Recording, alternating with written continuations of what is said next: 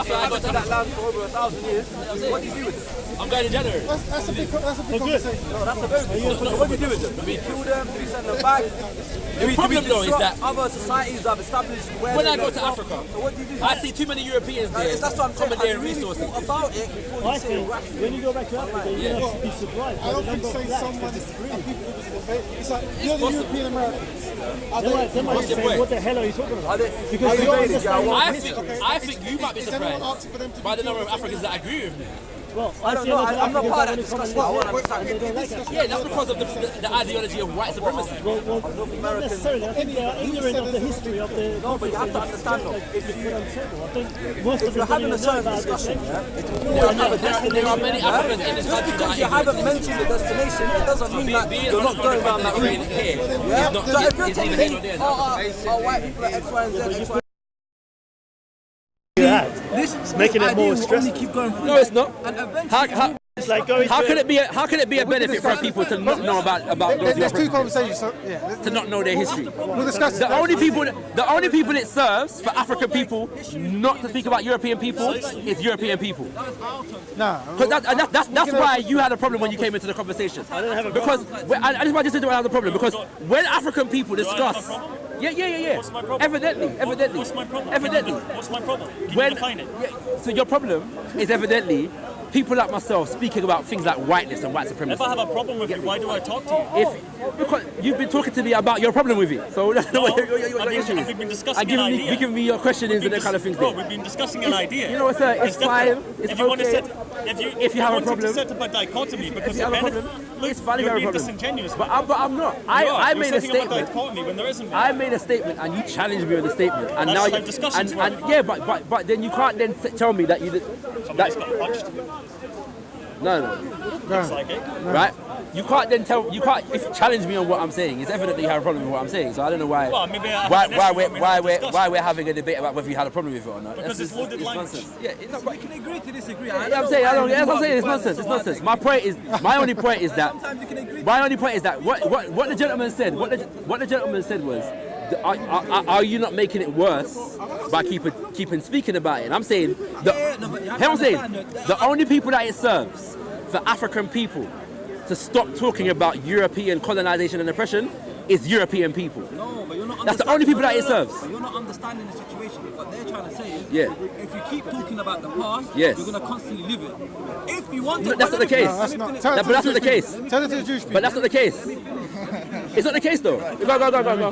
Go. But not all Jews agree. It's more practical. All Jews agree. Come up with real solutions. All Jews agree. Not all Jews are Yes. All Zionists. Jews Real agree. solutions. Yes. I'm not talking about that. So all Jews agree with their Right. past. Yeah, Now you tell me. to have a better But now you have to define for me. where it betters your struggle. But now you have to define for me how talking about history stops you from coming up with solutions. Because I'm saying speaking about history is exactly what helps you Can I come jump up in? with Yeah. solutions. So I'm saying, it's just like the Jews, right? They understand they have to talk about their past because they fear it might repeat. So their children have to know what happened so they can see it coming and to train people how to live with that reality. I'll make you understand. There you go. Maybe I understand. Basically, if you want change to happen, you have to do it in a very subtle way, innit? Sometimes. No, subtle. I'm gonna ask you a personal question. Subtle meaning that if you're going to destroy a brick, Yeah. don't destroy it. Take it down brick by brick, so that then you No, can yeah, move forward. there's a time for subtlety, and There's a time for there's a time for, you know what I'm saying? That's what the Bible says. Yeah, there's a time for this and there's a time for that. Right? Well, let me show you something. The root, Personal question. You don't want to break that. This is you, yeah. There's this big brick in front of you. Yeah. One option is you can take one brick at a time. Yeah. And dismantle the wall. Yeah. Or you can kick the brick open. You can kick the brick down. Yeah. Till you. I'm saying that there's a bit of both. What route are you taking? There's One brick at a time. both. One brick There at a needs to be time. both. I'm doing There one needs to brick be at a both. time. I'm doing one brick at a time, bro. Yeah. Some kind of way. One brick at a time. We're doing one brick at a You get the time. reaction No, you we're get. doing one brick at a time until there's enough feet to kick it down completely. Okay, cool then. Yeah? Then you How about that? yourself. Almost How about sounds that? violent, doesn't it? How about that? It might be. Oh, It might be. it might be. Colonization was violent. So it's Colonization was violent. So it's like for like. When the European So what's came different? and stole land and pillaged and robbed and raped, I understand They that. didn't come and do it nicely and Yeah, kindly and and say, it was a terrible excuse me, thing. African. No. I know May you're I saying commandeer your land and your No, resources? wait. No. And You have to learn how to be better than them. no. I agree. Listen. Sometimes you have to Listen, be better than that. listen to me. Listen to me. That's a good I- point. Listen to me. Listen to me. It is like, Tune it's in. like the highest level of consciousness. Tune into what I'm saying. excellence. Tune into what I'm saying. Be that character. Tune into what I'm saying. I'm saying. Tune into what I'm saying. Yeah? Nobody should be a warmonger. Right? Nobody should be a warmonger. However, Gotta have that caveat. if I punch you in your face, yeah, are you going to defend yourself? You have to defend yourself, right? Are you a warmonger because you defend yourself? You're not, are you? I'm a defender. You're defending yourself. But what about Yeah? if you punched your You're defending grandfather in yourself. the face? If he punched my grandfather in the face and I defend my grandfather, No, but I'm it happened- defending. it happened I'm still a before you were defender. Okay, wait, Again, let me give you another hold on. analogy. Let me You give know you what I an mean? analogy. No. Hold on. I do know what you mean. One second. Let's do his analogy first. He said, what if he punched my grandfather?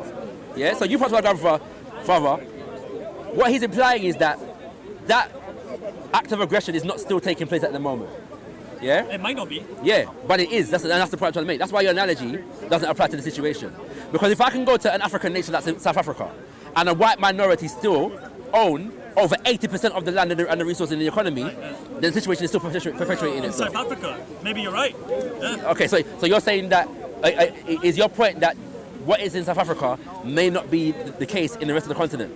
It may not be. It's Okay. a very large place. Right. Okay. Right. So I'm There's saying to you. issues there that So need I'm to be saying to you. addressed So I'm saying to you that there is no nation on the African continent right about now, yes, that whereby the people of that nation, yeah, dominate, own, and control their land and their resources. Well, Nigeria, Nowhere. I don't agree. Oil in that Nigeria is oil incredibly in Nigeria, oil in Nigeria is a is controlled sovereign- and owned by foreign national companies like Shell. Yeah, They trade. they don't trade. They own mines. Yeah, what are you talking about? Right? My brothers are from Somalia. Yeah, listen. The world criminalized, yeah, a group of people for protecting their shores, yeah, from European attempted commandeering of the coastline. I call them Somali pirates, yeah, because people are coming and polluting the waters, the ocean, yeah, and the world, including Barack Obama, criminalized those people for trying to take back, yeah, their coastline from European multinational companies that were polluting, yeah, and destroying the ecology of the area. So there's nowhere on the African continent where this takes place. Hold on. Nowhere. You're telling me that Nigeria's oil is not Nigerian. The oil in Nigeria is controlled by foreign national companies Is like Shell. Nigeria- Come on. There are no Trade. Nigerian companies that own Nigerian oil. So you're telling me that the sovereign I've government, just told you what I'm telling the you. sovereign nation of Nigeria is not earning any money. The out sovereign of nation of Nigeria is not sovereign. There is no African nation that is sovereign. A sovereign nation controls its economy. That's not true. Libya as well, they That's have a true national about oil Nigeria. company. They try to keep a lot of the oil national. And I don't know where you get that information from. if they give it away. Research it. Research oil Nigeria Shell. Just research that. Many incredibly Research wealthy the Nigerians campaigns. who have made money out of Research oil and energy. I don't know where you get your research the political movements of the Ogoni people in Nigeria and how they were fighting back against the Shell occupation of their You land. do know there are billionaire Nigerians out there, right? Research, You do know that, right? research You do know that, the right? Ogoni people of Nigeria and how they are fighting back against the You do Shell know there are- occupation of you their do land. know Nigeria is an incredibly wealthy nation, so multi-billionaire Nigerians. According made their wealth to what designation? According to what designation? What are you talking about? What do you mean? Designation? According to what designation? They're well documented. Let's just say there are wealthy Nigerians in Nigeria, course. billionaires. But at the end of the day, the way they got their money is not what's it called? With like they didn't get it from their own people. Like basically they got course that they money, have. didn't it? One of They, the oh, richest let me finish. Nigerians, the richest person in Africa. Let me finish. They got that rich by exploiting their own land.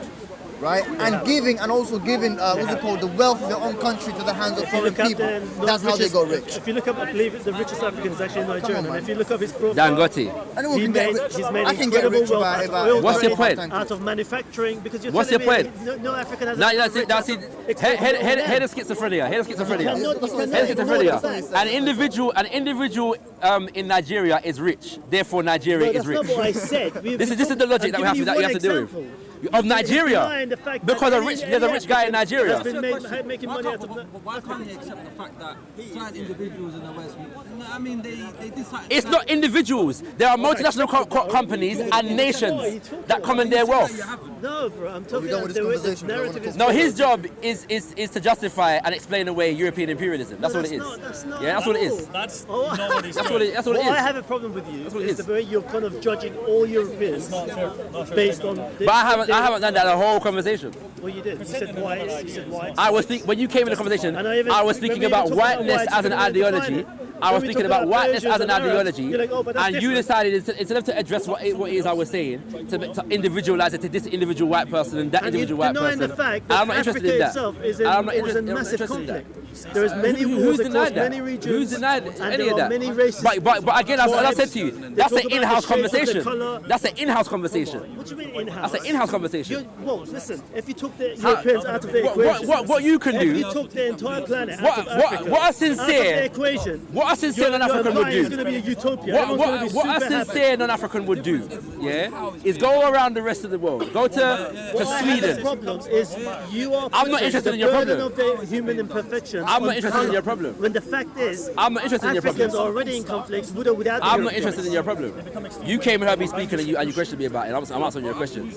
So your problem is not my problem. It's true. Right? What sincere European people and anybody else who's not African can do, yeah, if they're sincerely concerned about the African problem, yeah, is to go around the rest of the world. Come to Britain and America and France and Belgium and Portugal and Sweden and these places and tell them to stop exploiting African land and resources. Come out of Africa, yeah, and stop sending multinational corporations. Many people yeah? have. Many Good. people Continue have. then. It's difficult. Continue then. Continue to do that. Yeah. So leave the African. Let the Africans sort out their in-house business. You lot go around the rest of Europe and talk to the Europeans them about what they're doing. Yeah. And maybe things can work. We can move forward with stuff. Like for example, in my nation, Somalia, for example, they created an artificial border which trapped different tribal groups here, which would never interact. Somaliland in the north or something. Somalian, whatever, the whole hood. They would trap 3 or 4 different tribes together, put a chair at the end of it, and say, "May the best man win." That's your country. Good luck. And so the African, So what do you reckon? what the African needs to do now. A certain tribe will fight, will warmonger, get the seat, and kill everybody else. Right, but why do they fight? That's what that border does. What it does, it creates a cage, yeah? And may the best, you put little little pulls and pushes, and by the end of it, Now, they all bro. kill each other. Now, bro. That's what's The going solution on. to what you're Are white saying people, is responsible for the decolonization. violence in Africa Yeah. today?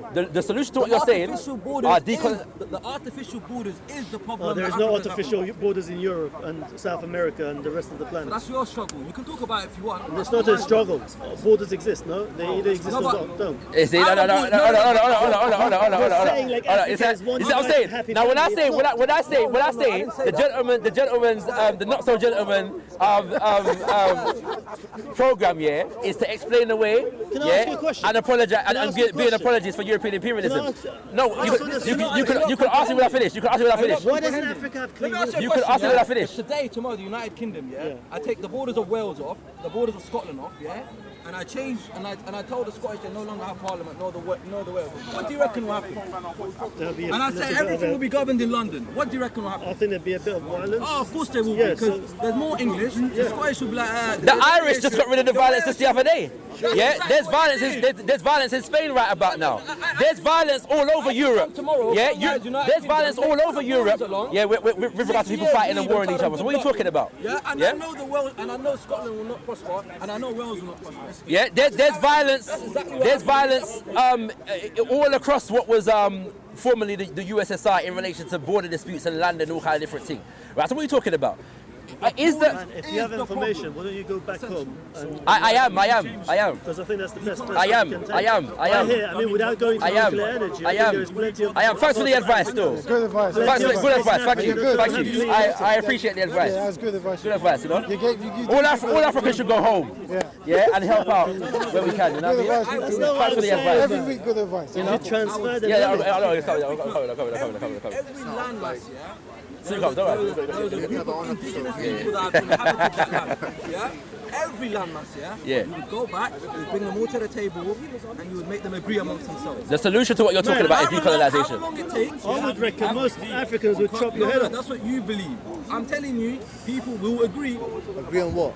Agree on what? on their borders. You can try. Mate, my friend, most tribes, they would chop your head off. What are you talking I'm about? telling you, What's this they will guy- agree. Who would Listen, agree? I don't think. People of the land. Let me, No, let what are me, you let doing in me. Africa? Bro, Try- to be fair, yeah, you don't have to convince them about what the African can do when the They don't African is understand. united. Man, have you- They don't have to understand. Have you- It's not their job to have you ever understand, been to and they're not Africa? interested in understanding. Have you ever Yeah, been to that's what I'm saying. Have you ever been to Africa? That's again, Of course, Why are you making statements like that? because I'm entitled countries in to. Africa, Because I'm entitled to. You're delegitimizing everything And you're my saying. point is, I'm delegitimizing what, sorry? Because you're saying, I'm not interested in the truth. No, you're I'm not. interested, They're very violent. but I'm having a Because reasonable of perhaps conversation. Yeah, history, and you're entitled to I- the conversation. But you have to present Pay a my visit to whole Congo. attitude Yeah. in a There disingenuous are way. many You don't have to dangerous do parts of that. Africa. You know why? Why do you do that?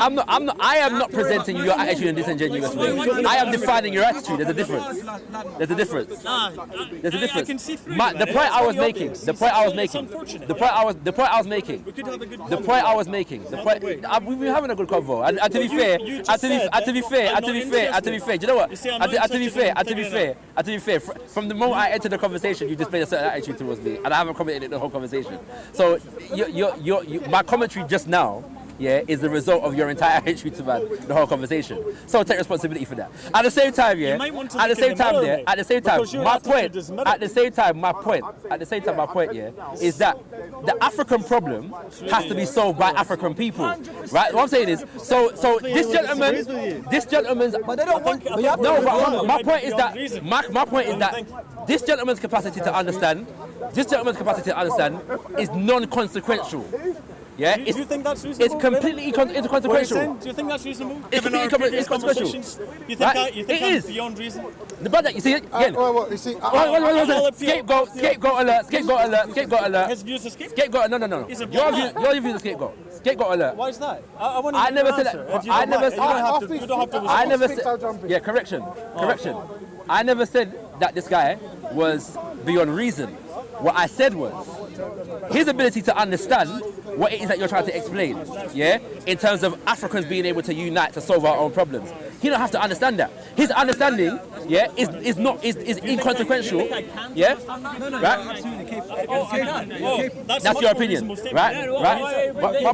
No. If you want to make him understand, you're entitled to do that. I'm saying that there is no non-African who needs to understand the African problem in order for the African to solve their own problems.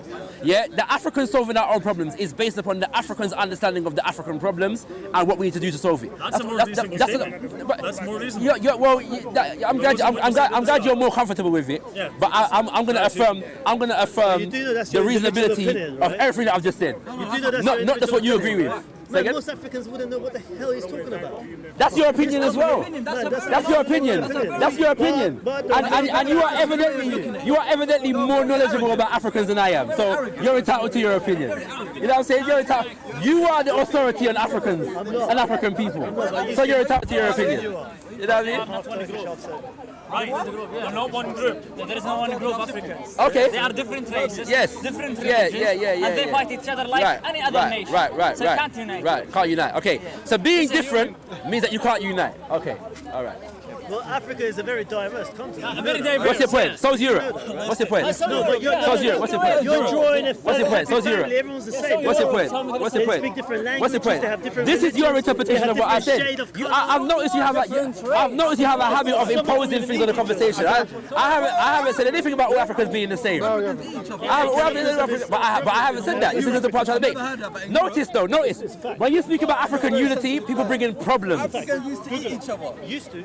Now. I still do. Of course. Excellent. White supremacy ideal. You see what I'm saying? White supremacy. You see how whiteness perpetuates can't itself. state the fact. Yeah. I can't White state the supremacy. fact. White supremacy perpetuates itself. That's another Whiteness. thing. Because Yeah. it says whiteness. Whiteness. He might be Yeah. in trouble. Africans are eating each other. Why is he there? Why is he there? Today, you know, this is what guys. Today, Africans are eating. This is white supremacy. He might be a troll. Or white supremacist. One of This them. is white supremacy. Cracks me up, man. You don't even know what white is. The ideology of whiteness. Yeah, dude. That's mad for a simple. Look, my friend. Yes, sir. Don't Yes, sir. personalize anything Yes, he sir. says. Black. Yes, Don't sir. personalize. Listen. Can't unite. People say don't yes. united. Don't- Best Okay. together. All right. Personally, That's all. I'm only interested in Africans united. Beings are better than other human beings. I think it depends on what you define as being good or better. In what context? I mean, The fact that you asked the Chale, he has shown himself the whole conversation, right? So I don't know why he displayed who he is Showed me already. this months ago on video. Right, yeah, I haven't even seen the video. Oh yeah, so- when you watch it, you're going to watch what's going on. is maybe a factor, then in what context? I mean, there's no, many ways to Listen, measure betterness. anytime we talk about black betterment, this gentleman's always on the side throwing. He's one of many. He's one of many of them. You know why? He's one of many of them. Afraid. That's what I'm saying. This is insecurity. That's what I'm saying. You know your son. That's where all this level of questioning comes from. Yeah? But you decide Because notice they're not denying, but they never question European criminality. Yeah, that's what I'm saying. They'll never talk about. They never question European They never criminality. talk about what you're reacting to. No, Yeah? they never come. They never come. Yeah, and speak about white people in South Africa who are of course who are I do. right now Oh, funny enough, who are right I now love doing their Mugabe. I love best Mugabe. to hold on. Doing their best to hold on to ill-gotten gains and land that they robbed and stole from people. You know how much I They don't seem to have a problem with that. But when you come and talk about it, then they got a problem with you for talking about it. the fact that This is the ideology of the whiteness, fact that when I ask you a of question, white supremacy. There is no whiteness. There is whiteness. Yeah, there is a nation like Germany. They fight This whole over conversation I ask you a question. has been an example of whiteness in action. You sound like an ideologue. You get me? I am an ideologue. I have an ideology. It's called Pan-Africanism. You get me? But if you have to deny hold there an is any way ideal to like say that, you have to suppress some things that are true in order to support the idea. Not necessarily. Ideology can be based upon Then truth. your Can you accept idea the- Ideology can be based upon truth. like the truth. Ideology can be based upon truth. In fact, what has been taking place in the conversation is that you have been trying to suppress the reality of what I'm speaking about by disingenuous questioning. You know something else? I would like to point this out. They said Africa cannot unite. It can unite. Look, one sec. Well, let me just correct this guy in it. Africa, if we're talking about Africa becoming one country, he's right. It can't happen. However, Africa uniting, according to what's it called in not political, what's the word? Economic union. Economic union.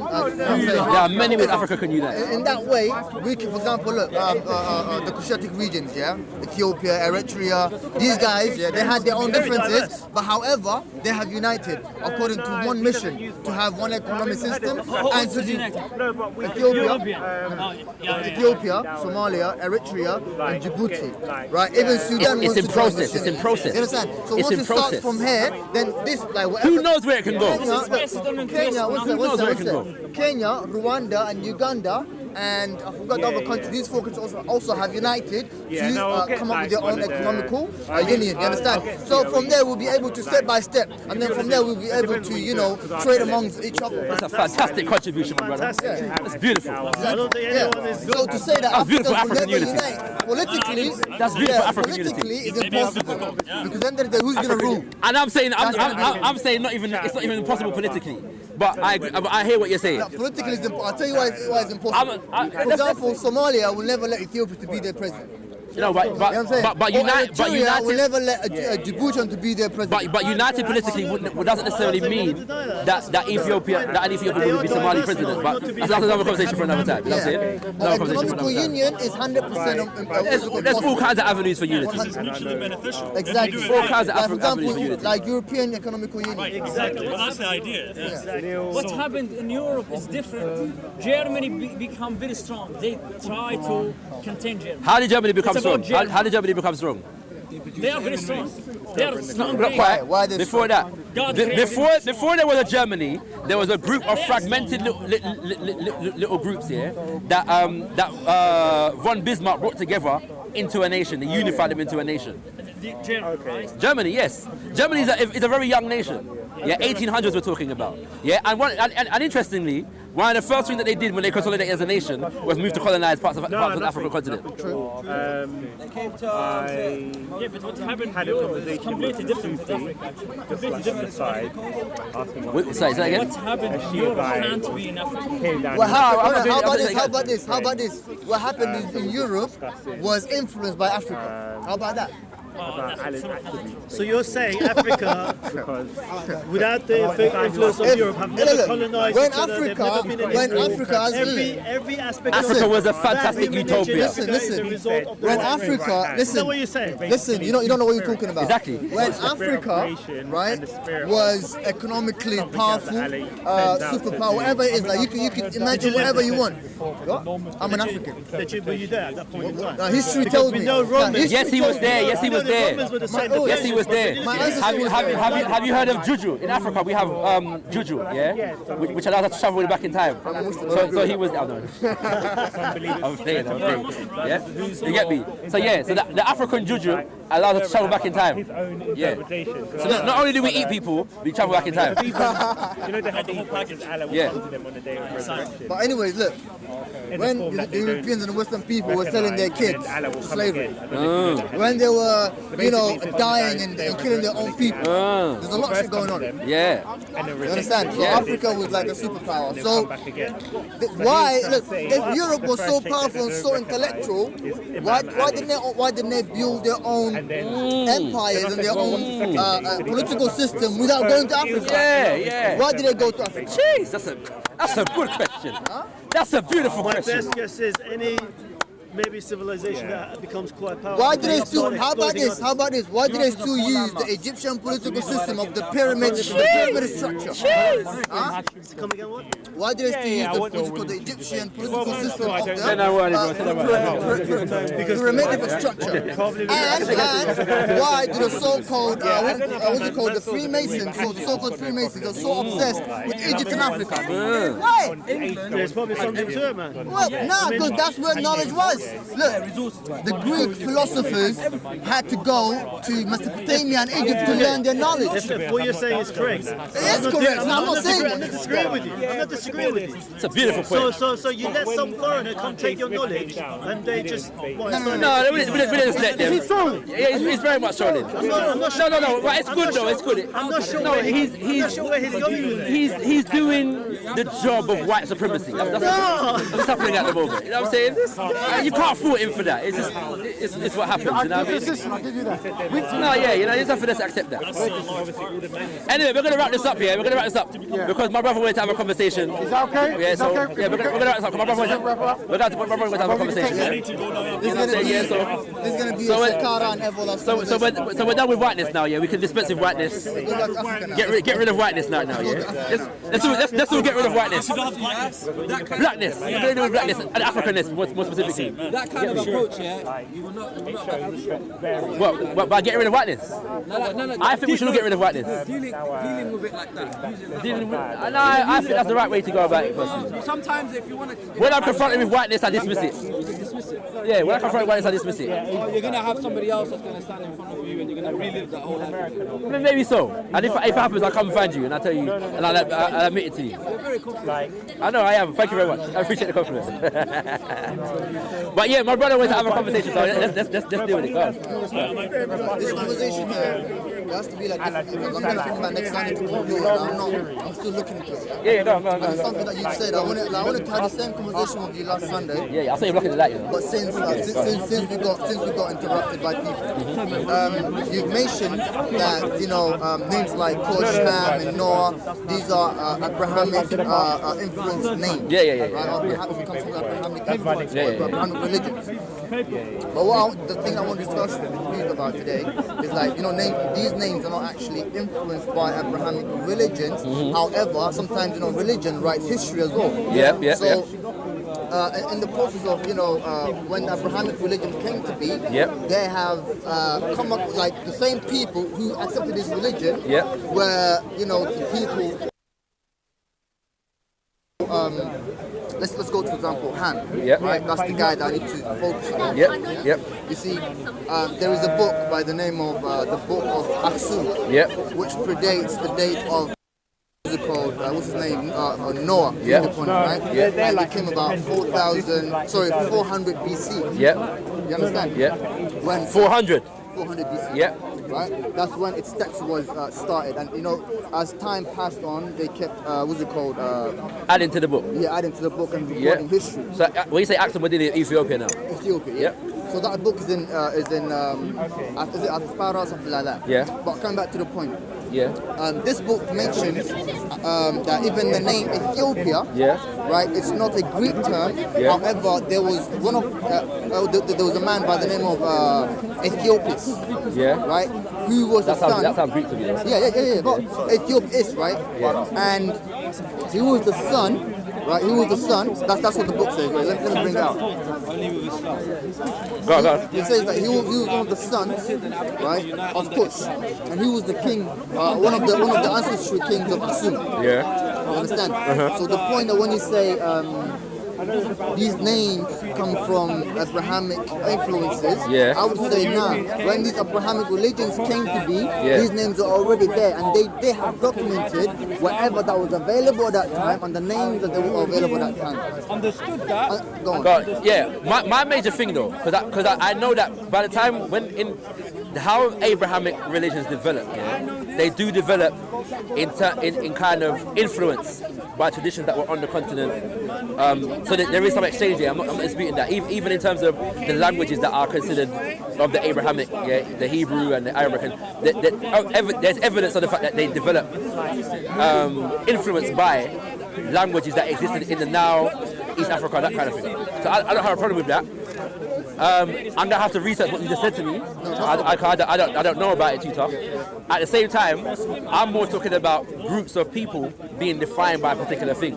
So the idea of a Hamite is not a concept that I understand to be indigenous. I don't know that there's an indigenous group of You're people. saying the term Hamite is not indigenous to Africa? No, but I'm saying that I don't know there's an equivalent grouping that you could say that we would say these are the Hamites.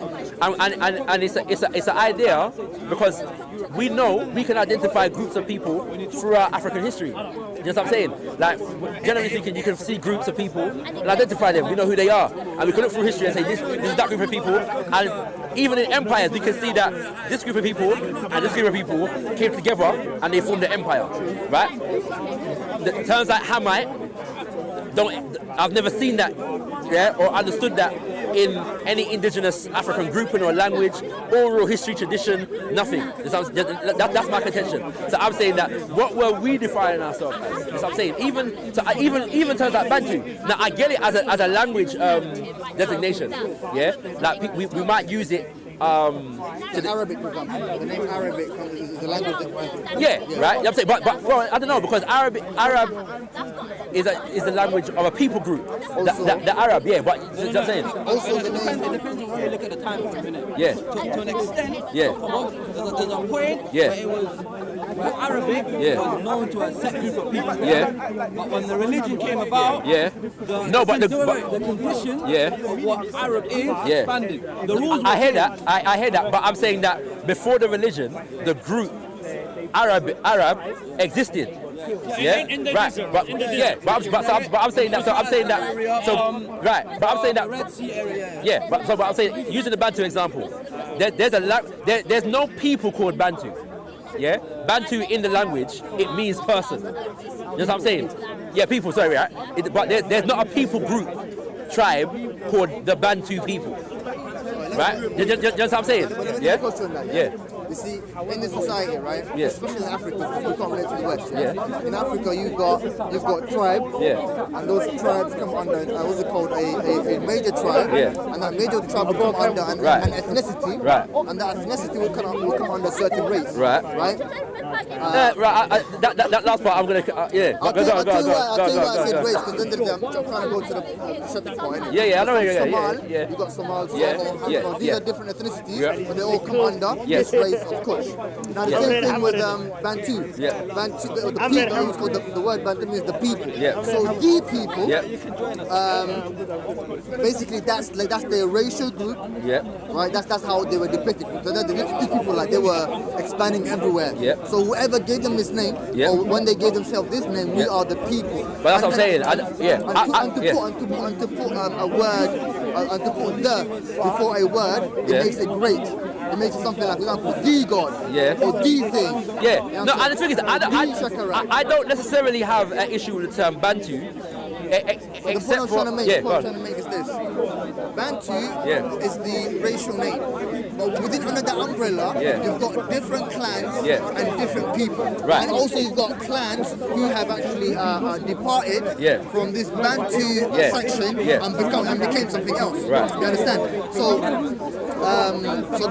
so basically, for you to say that, you know, basically there were no such thing as Hamites in Africa. I'll give you another thing. Or Semites or any of that. All right. The name Ham, that's how it's pronounced, Ham. Yeah. For example, you would agree there was such thing as Kemet or Kemet Egypt, something like that. Yeah. So the term Kemet, right? For example, in English today we use chemistry, which came from chemistry, which means the art of chem. Right? So chem, I've got this Hebrew translation as well, which was translated from the Vulgate Bible, which was in Latin, later translated to Hebrew. And also there is, so basically the way they wrote Ham in the earlier times was with C, H-A-M, right? Which pronounced as Ham, right?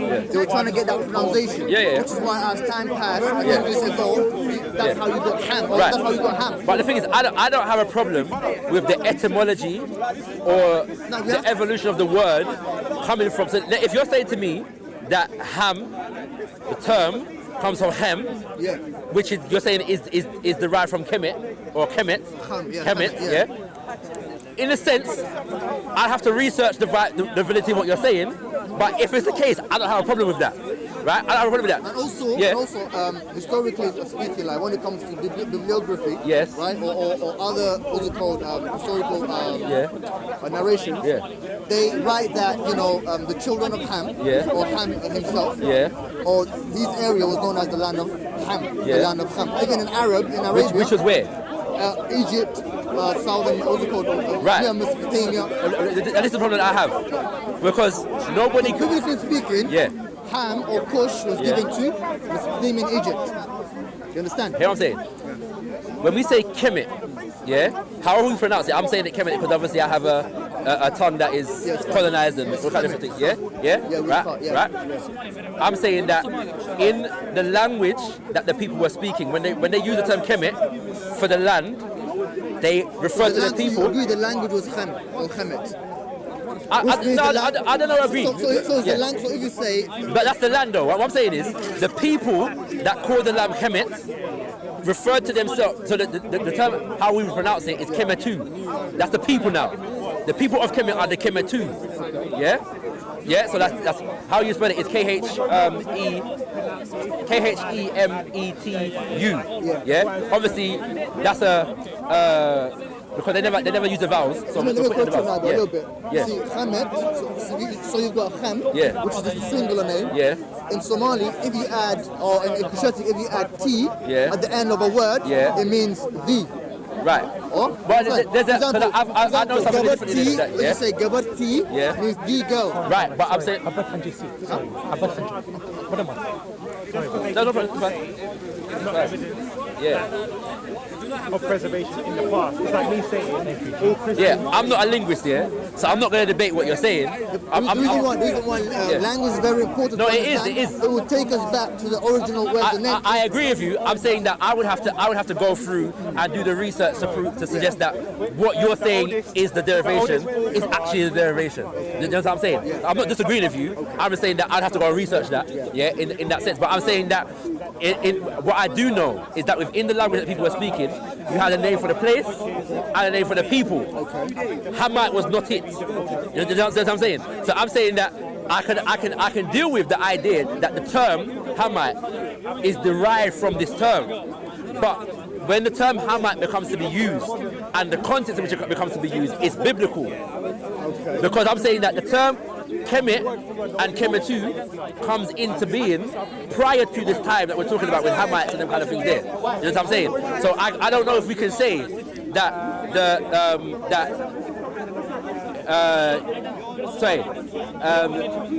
Ham is the same thing as Kem. Would you say the same thing about Kush as well? Would I say the same thing about Kush? Sorry guys, what's the point? He was challenging me on some of the things that I said last week with relation to Hamites and them kind of things there. From my understanding, still onto the hand. Yeah, no. And it's a good question. It's a good question. Right. My understanding is that Kush is an ancient terminology that is indigenous. Yeah. And then it takes on a biblical connotation within a certain context. You know what I'm saying? So basically, you've had the name Kush or the term Kush already existing Yes. prior to biblical Yes, narrative. but that doesn't mean that what the ancient people that use the term Kush were referring to the same thing as is being referred to when the Bible takes it up and says Kushitic or Kush.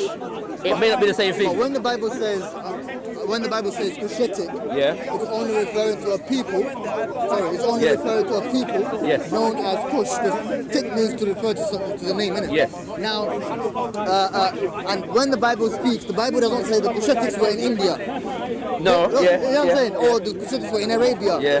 Right? Yeah. The Bible will tell you the Kushitics they were in Egypt, Yeah. Ethiopia, Yeah. Mesopotamia, Yeah. and it will show you what's called the migration pattern.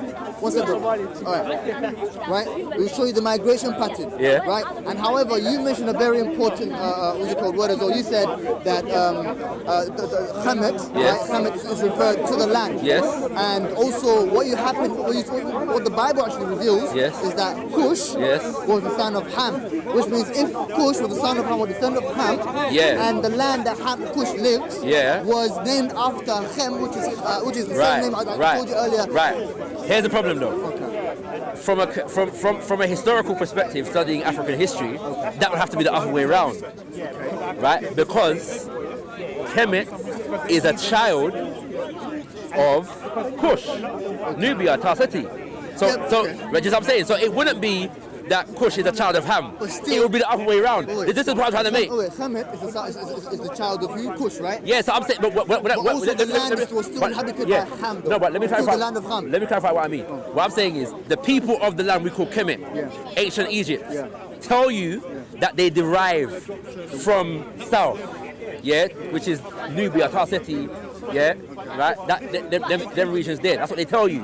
But my only point is that we're talking about a civilization that existed for 3,000 years and documented their own history, and their relationship with other people, African and non-African. I want you to get me. I want There's you. no, it's next on the Sunday- walls. It's in papyri from how much. You know what I'm saying? It's the people of ancient Egypt documented their own history. No problem. Because I haven't read much into it. Next Yeah. Sunday I'm going to come back because this is a very important No, topic. it is. I appreciate it. Yeah. I got something to research as well. So, yeah. Go. But I think was it. Yeah, no problem. You can do it, but let me just make this point. Yeah, go. Now, this is a very important topic. So next Sunday when you come back, Yeah. No, I'm gonna research what you're saying. I want you to get me the substance of this narrative that Yes. you're talking about. Yes. And I'll bring something from my side and see if Yes. they connect. Yeah, This is definitely. like a puzzle. Yeah, You know what I'm and saying? that's the thing because it's not. The Bible is not completely ahistorical. It's not. It takes into consideration some history, but what I'm saying is in terms of people designations for the continent. Because remember, the people them that generally speaking the Bible is talking about, although it refers to Africa, they're talking mostly about people from outside of Africa. When they're defining people, right? That's what I'm saying. Well, depending on what you designate as Africa, because some people say the so-called Mesopotamia and that kind of thing there. Decolonizing Africa, innit? Properly, Right. innit? What you say, sorry? I'm a strong believer in decolonizing Africa. Yeah. And But that's why for me I struggle with the word Africa because I feel like I'm still enslaved. I'm not married to the term Africa, I right? would rather, in my opinion, I'm not having no problem with it either. Yeah, go on. I would rather if the continent of Africa was serious and they wanted to name it, Yeah. that we all came about and we agreed on the name. What's your problem with Africa? Huh? What's the problem with Africa? Because it was a name given to us by the Europeans. But it wasn't. No. Yeah, I'm gonna say. Even the way you pronounce it. Yeah. Even the way you pronounce it Yeah. is the European way of pronouncing I'm given to that argument. Yeah, I'm gonna say it. Why don't you want to rename Africa? personally, yeah. With a word Yeah. that the collective Africans Yeah. agree with. Personally, Then we would never have the discussion ever personally, again. I don't have a problem with that. Yeah, personally, the reason, first of all, that I only get into this debate with people because people say that Africa, the term Africa comes from Scipio Africanus, and it doesn't. Or Afro. Yeah, right. That's what I'm saying. So I'm saying that it's I a. told you it comes from the Romans. No, the Romans are the describe- no. The Romans got it from North Africa. Yes. So yeah, a Berber-speaking group. Yes. Yeah. Right. What's it called? In North Africa, they So it's a term that they took and used it to refer to the entire continent. So for some people, that's enough. Yeah, like in terms of the fact that because it was the Romans that first used, documented the terminology, if that makes sense, yeah, that's enough. I don't really have a problem if we get to a point where we decide, yeah, as a people. If you believe in deconstructing colonialism, And we should. No, but that's and you strongly believe in rebuilding the borders and all that good stuff, then you would have to go down that direction. okay. Yeah? Let And you would have to agree. me give you an example. By the way, I really want to have my talk. Yeah, no, that's fine. Yeah, right. There are some people. The term Al-Kebulan has come to light, as an ancient name for the continent of Africa, and some people say we should use that terminology. I don't have a problem with that. I was raised in an organization that used the term Al-Kebulan. There are many people that use it, right? So there are some people that say Azania is a more proper indigenous name for the continent. I don't have a problem with that. I have a problem. But Right. listen, I don't care what the name is, as long as the collective agreement. I've never heard that, so you have to. I don't care what the name is, as long as the collective. Because if you really and strongly believe you're a Pan-African. Yeah, no, but what I'm saying is, I don't believe that the term Africa comes from Europe. I'm saying it's something that Europeans got from the continent and took it and named. You know what I'm saying? So that's a different thing for me. So that's why I don't have a major issue with Africa. If you want Africa to go forward, you have to reinvent Africa. No, I'm not disputing that, but to me there are bigger considerations before the naming of the continent. Oh, absolutely, it's Yeah. a very big name. Yeah, no. Identity. No, here I'm saying. But it's a very big. You have to really think about this. Why would the name matter then? It matters. For example, If you're happy with Africa, why does it matter? if we're happy with it. What I'm saying is, Because there are I'm people not. in Africa What, who are not happy with it. what I'm saying is, I'm not particularly like, no, we must call it Africa. I'm not. That's not my argument. Like at the moment, when I say African, people have a general understanding of what I mean. I don't have a problem with the term African. No, but what I'm saying, we could. Alright, for example, it's like Uganda. Yeah, Uganda comes. The nation of Uganda is not ancient, but they get the name from a people group called the Buganda people. Yeah, that's where it comes from. So Uganda is not a European name, but it would be true to say that the nation of Uganda comes about in the colonial context. Do you understand what I mean? You know why I have a So problem we with that? don't have to throw away Uganda. You know why I have a problem with that? Yeah. Now the question. So you're saying that Uganda. Yes. It comes from the name of a particular group. Yeah. But my question to you is, Yeah. does the landmass of Uganda Yeah. cater for other tribes or other people? Yeah, it does, bro. Okay, Yeah, no problem. It does. Now, if it does, what happened right But there, that's- you marginalize the whole other. Not necessarily. By naming it after Not necessarily. Do you know Necessarily. why? Yeah. Somalia has something. Yeah, that's what I'm saying. Anyway, it happens all the time.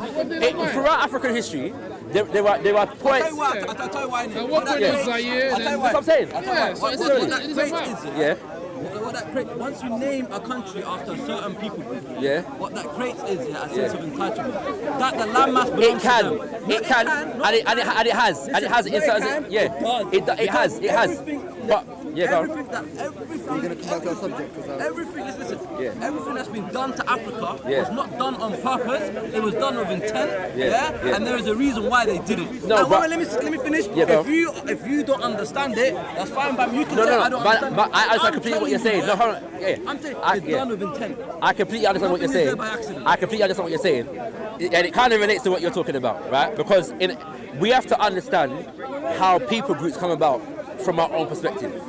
Yeah, because all the so-called tribes that we're speaking about today, yeah, not all of them are ancient, and many of them, Yeah, man, it moves from. right? What's it called? And some of what we're talking about as so-called different tribes, they come about in a colonial context as well, right? So I'm saying that we cannot just say. So if we look at empires in pre-colonial Africa, yes, family. That's up. Yeah. Sometimes people groups come together as well. It's not always one people group subjugating another people group. You know what I'm saying? Sometimes people groups just generally come together, and sometimes another dynamic is the fact that when you're fleeing invasion, yeah, you're running from invasion, for example, yeah, people groups flee and then they settle in different places. I'm getting somewhere. I'm going somewhere.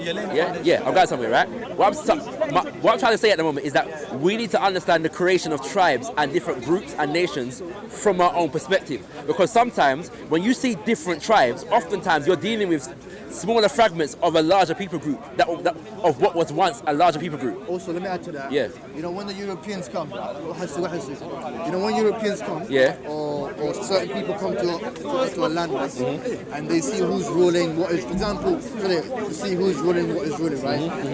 For example, they might see a people called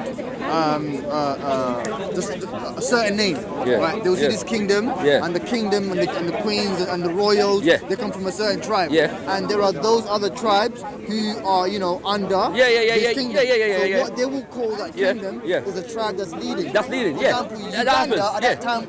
That's leading. For example, And you don't what happened in Sineo? And you don't understand the implication that had. No, it has no implication. For example, the Ottoman Empire. Okay, What does it matter? Look at Saudi Arabia. No, exactly. For example, It's named after. Sometimes there are people family. groups that are dominant. The So, whole country so it doesn't necessarily mean. For example, another example of what he's saying: the ancient Ghana, the ancient Ghana Empire, What's it called? You're saying it doesn't have an implication. I'm not saying it doesn't have an implication. I'm saying, right? I'm saying, look, I'm not denying that there are instances in which one group in Africa subjugates another group in Africa. That happens. Yeah, I'm not denying that. What I'm saying is, it's not necessarily the case when you have a group of people that carries the name of another group of people, if that makes sense, within the context of a collective. Yeah. For example, ancient Ghana, the Ghana Empire, not modern day Ghana now, ancient Ghana, which is before Mali and Songhai. Yeah. The original name for the empire was not Ghana. Yeah. The Arabs came, and Ghana was a title for the kingship. Yeah, within that empire, which was called Ouagadougou or Ouagadao. Yeah, and so because the Arabs, right, which is because the Arabs of that time, innit? Yeah, the Arabs of that time. No, doesn't matter. I'm just saying. It just shows that you haven't dug deep into what. No, I have. You don't understand. I have to a degree. When you say Arab, my mind goes 500 million people, so many branches. What's your point? You can't go in detail. Yeah, I'm not trying to. I'm just saying this. I can't understand. Bro. It's not that important to the point I'm making.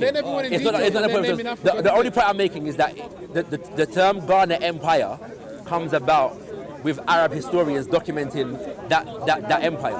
Do you know what I'm saying? Right. That's what I'm saying. Right. But I'm saying so within. By the way, the name Ghana comes from an Arabic term which means riches. Ghana. Okay, I got to research. I'm not sure that's correct. Okay. All right. Cool. Right. But my only point is that it doesn't necessarily mean that there's always going to be oppression. It's possible for groups to coexist without there necessarily being oppression. You know what I'm saying? Now, I'm agreeing with you that there are instances, especially in post-colonial Africa, because like you said, everything that they did it for an intention. And so, for example, in places like Rwanda, when it comes to Hutu and Tutsi, everything that I'm the flag man. you know what I'm saying? Somali people. I don't know what. I feel like I've been thrown into some politics right now. You get me? I feel like I've been put in the middle of some Somali politics. You know what I'm saying? Go on. We were having a conversation. Yeah. I want to get out of this colonization period. I want to go back to history because we had a very important conversation. It relates. Why I'm saying it relates is because of what you're talking about in terms of the people groups and that kind of things. Yeah. And I'm saying that. It is a little bit. Not Yeah. massively. But I'm just saying that we had our own people groupings in it. You know what I'm saying? Yeah. And so oftentimes what we're calling tribes in Africa today, if we go back, you will find a lot of shared ancestry and a lot of shared grouping, because oftentimes the groups fragment due to invasion. Invasion tends to break up civilizations, innit? Right? You know what I'm saying? So people flee. Yeah, that's why you have people in West Africa that derive from North Africa and East Africa and so on, because people fled. So when people fled from the east and they went further west, and then further invasion comes and they go south, which is into the west. You know what I'm saying? So now, but not everybody goes. So you got the same group of people. So they're here, you know. Invasion comes. Some of them go. Some of them go this way, some of them go that way, but they will all come from here. The people that are now here and here have a shared origin. They're the same people, but now they're two different tribes. That happens. You know what I'm saying? That's not how tribe works. What are you talking No, about? hear what I'm saying? That's not how tribe. It happens. I know it happens, but that's not how tribe works, though. That's not how tribe works. That is how. It is, but if you look It's at it, one you of the say- ways, isn't it? No, The you're base- talking the about. base You're is talking the about. same, the ancestry is the Well, same. no, there's something called a tribal confederation, right? For example, when you go to Somalia, for example, right? We've got clans, right? I get that, who but are that's not the case in who the are not rest of ethnic Africa, clans. though. But That's they're not the case in the rest of confederations. Africa. But I'll give you a good example. West Africa, when you look at the Mandinka Empire, they stretch all the way from Mali all the way to Sierra Leone, Senegal and stuff. So again, they could share the same origin. An empire is different from a No, tribe. but what I'm For trying to example, say- look, well, you know, but look, initially it was the let me make it same. easy for you. Let me make it easy for you. You know the Ottoman Empire. Yeah. The Ottoman Empire started as a little tribe. My friend, it was a little clan, right? Where's And the they other rose flag? to power. Where's the other flag? Today's this one, innit? Look at this. I'm not involved, yeah. I was gonna say, yeah. sorry. So what I'm trying to say, for example, the Ottoman Empire, the Ottoman Empire started as a small tribe, small clan, they rose up to power. However, they have, what's it called, conquered half of Europe. Exactly, yeah. And half of Europe was known as what? The Ottoman Empire. Yeah. Even though half of Europe doesn't share anything to do with the Ottoman lineage. No, but that's different. That's an empire. So when you say Mandinka Empire and they stretch to certain places, it's the same narrative because the but Mandinka then- were just trying to expand. But then what you have to But then no, what you have to understand is And it wasn't it was the one Mandinka origin, were. and then they expand. No, but sorry, Yeah, but the clans still remain. But the Mandinka were. Yes, but the clans Mandinka will were. not change. But what I'm trying to say is the Mandinka in Sierra Leone and the Mandinka in Mali, They're the same people. they share the same origin. Yeah. Today, 2019, there may be different sub-clans or whatever you want to call it, but the origin. That happens, innit? Their great That happens, grandfather, innit? So I'm saying same guy. you'll find examples of coming That's together. my point, You'll find basically. examples of fragmentation. What I'm saying is that language, yeah. So I've been studying not necessarily linguistics necessarily, but genealogy of language. We'll show you the book that I'm reading at the moment, yeah. Right? One of my favorite scholars at the moment. This guy's a linguist, right? What's it called? Yeah, his name is Kwesi Kwapra, yeah? So I'm reading this book, yeah, it's called Anthropological Prisms, yeah? Studies in African Realities, alright? And one of his, Let's talk about Somalis. he mentions Somalis in there, yeah. But he has an African, you know what I'm saying? So, you know what I'm saying? So he doesn't stick to one thing, one area, right? You know what I'm saying? Yeah? Huh? Yeah, I haven't finished reading the book. So, and it's very small. He's just giving some pointers and explanations of different things, right? Yeah. But I've heard him speak before. I've met him, and one of the things that he speaks about is the idea, because they say, you know, how many different tribes and how many different languages in Africa, and he's saying oftentimes what we're actually dealing with are dialects of the same language. So he said you could actually trace every language in Africa back to he's narrowed it down to about 12 root languages, yeah, across the continent. But right now, but the point is that if you can trace the genealogy of languages and they have a shared origin, it means that either the people were once the same people or had a whole heap of interaction. You know what I'm saying? Right. That's the point I'm trying to make. So I'm saying that. The same with the Arab, Right. the same principle. So that's what I'm saying. They don't understand each other, but the root comes From right, that's what I'm saying. So I'm saying that it suggests that there are a lot of larger people groups that we come from as a people, as peoples. You know what I'm saying? That we've lost knowledge of because now we're just this tribe.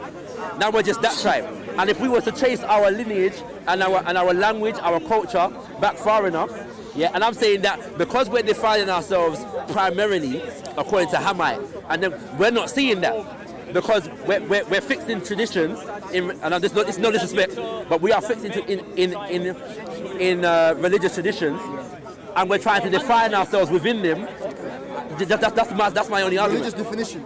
Yeah, right. Okay. Why would you say religious definitions? What do you mean by that? I'll say religious tradition. So we're trying to define ourselves according to what the books that we're reading says. So we're trying to say, right, where do we find ourselves in these books? And we're saying, right, well, this is where we are, this is where we are. So you're saying basically, I guess, back to the whole Noah point, Yeah. Ham, correct me if I'm wrong, Ham, Yeah, all them, yeah. So are you saying, I think you had 4 sons, right? Yeah. So are you saying, besides those 4 sons, there was other people out there anyway?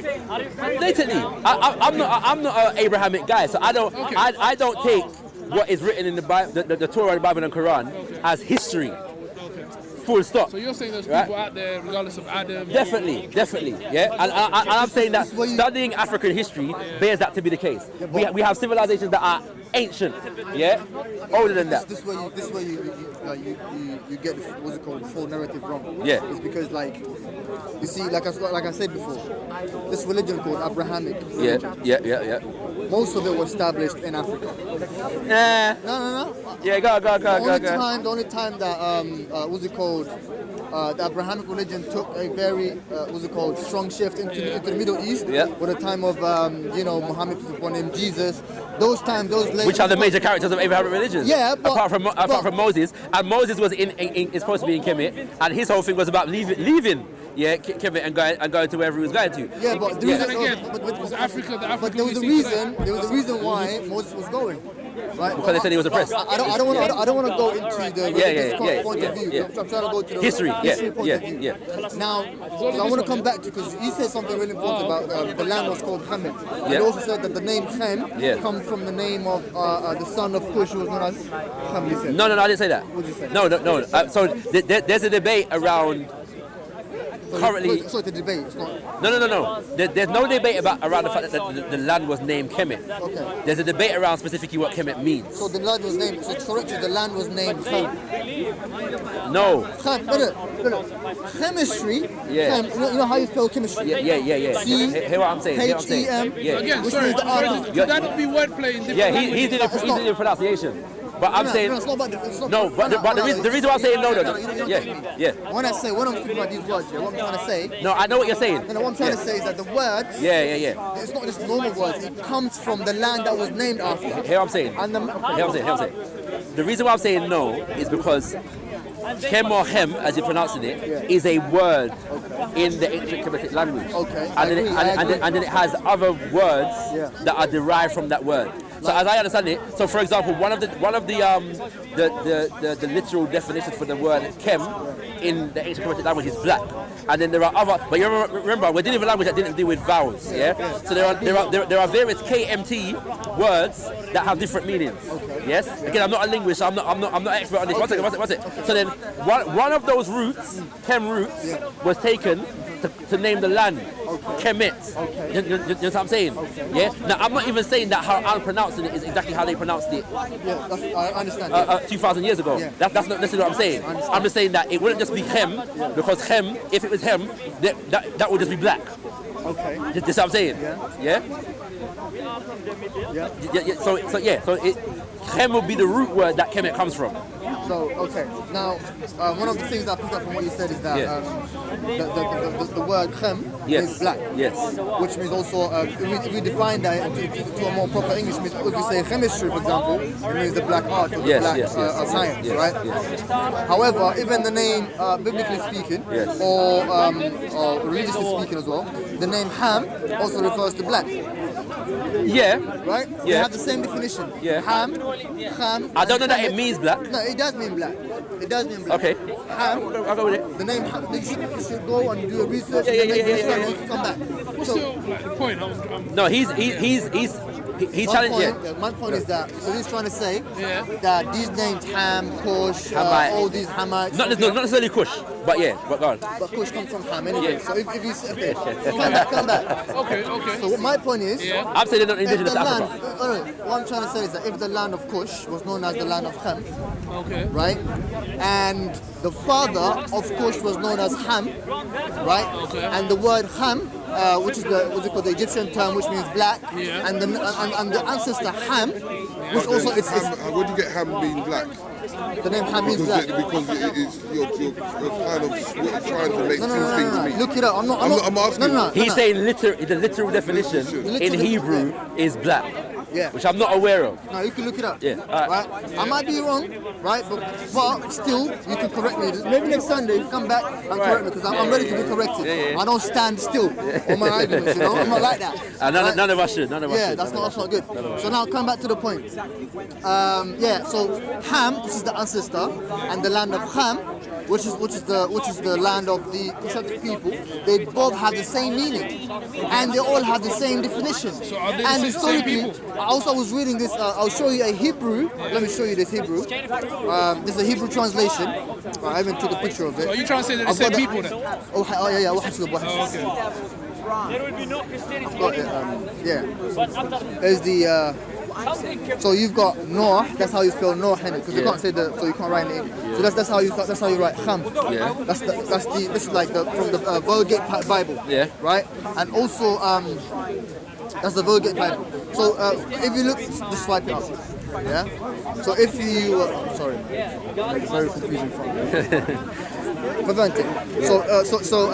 So the word Ham, which is the ancestor of the Cushites, right, and the land of Ham, which is the land of Ham, anyways, where the Cushite people come from, right, and also historically, the history was called the Bible. As a Muslim, I agree, the Bible is not entirely correct.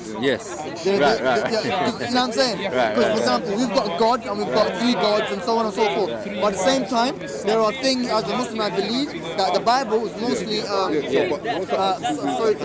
I'm waffling a bit, sorry. You got no son. There's something I'm trying to remember. Basically, You see, the Bible, when it was first written, when Moses was around, it was only composed of few tablets and few, what's it called? Which is the word of God.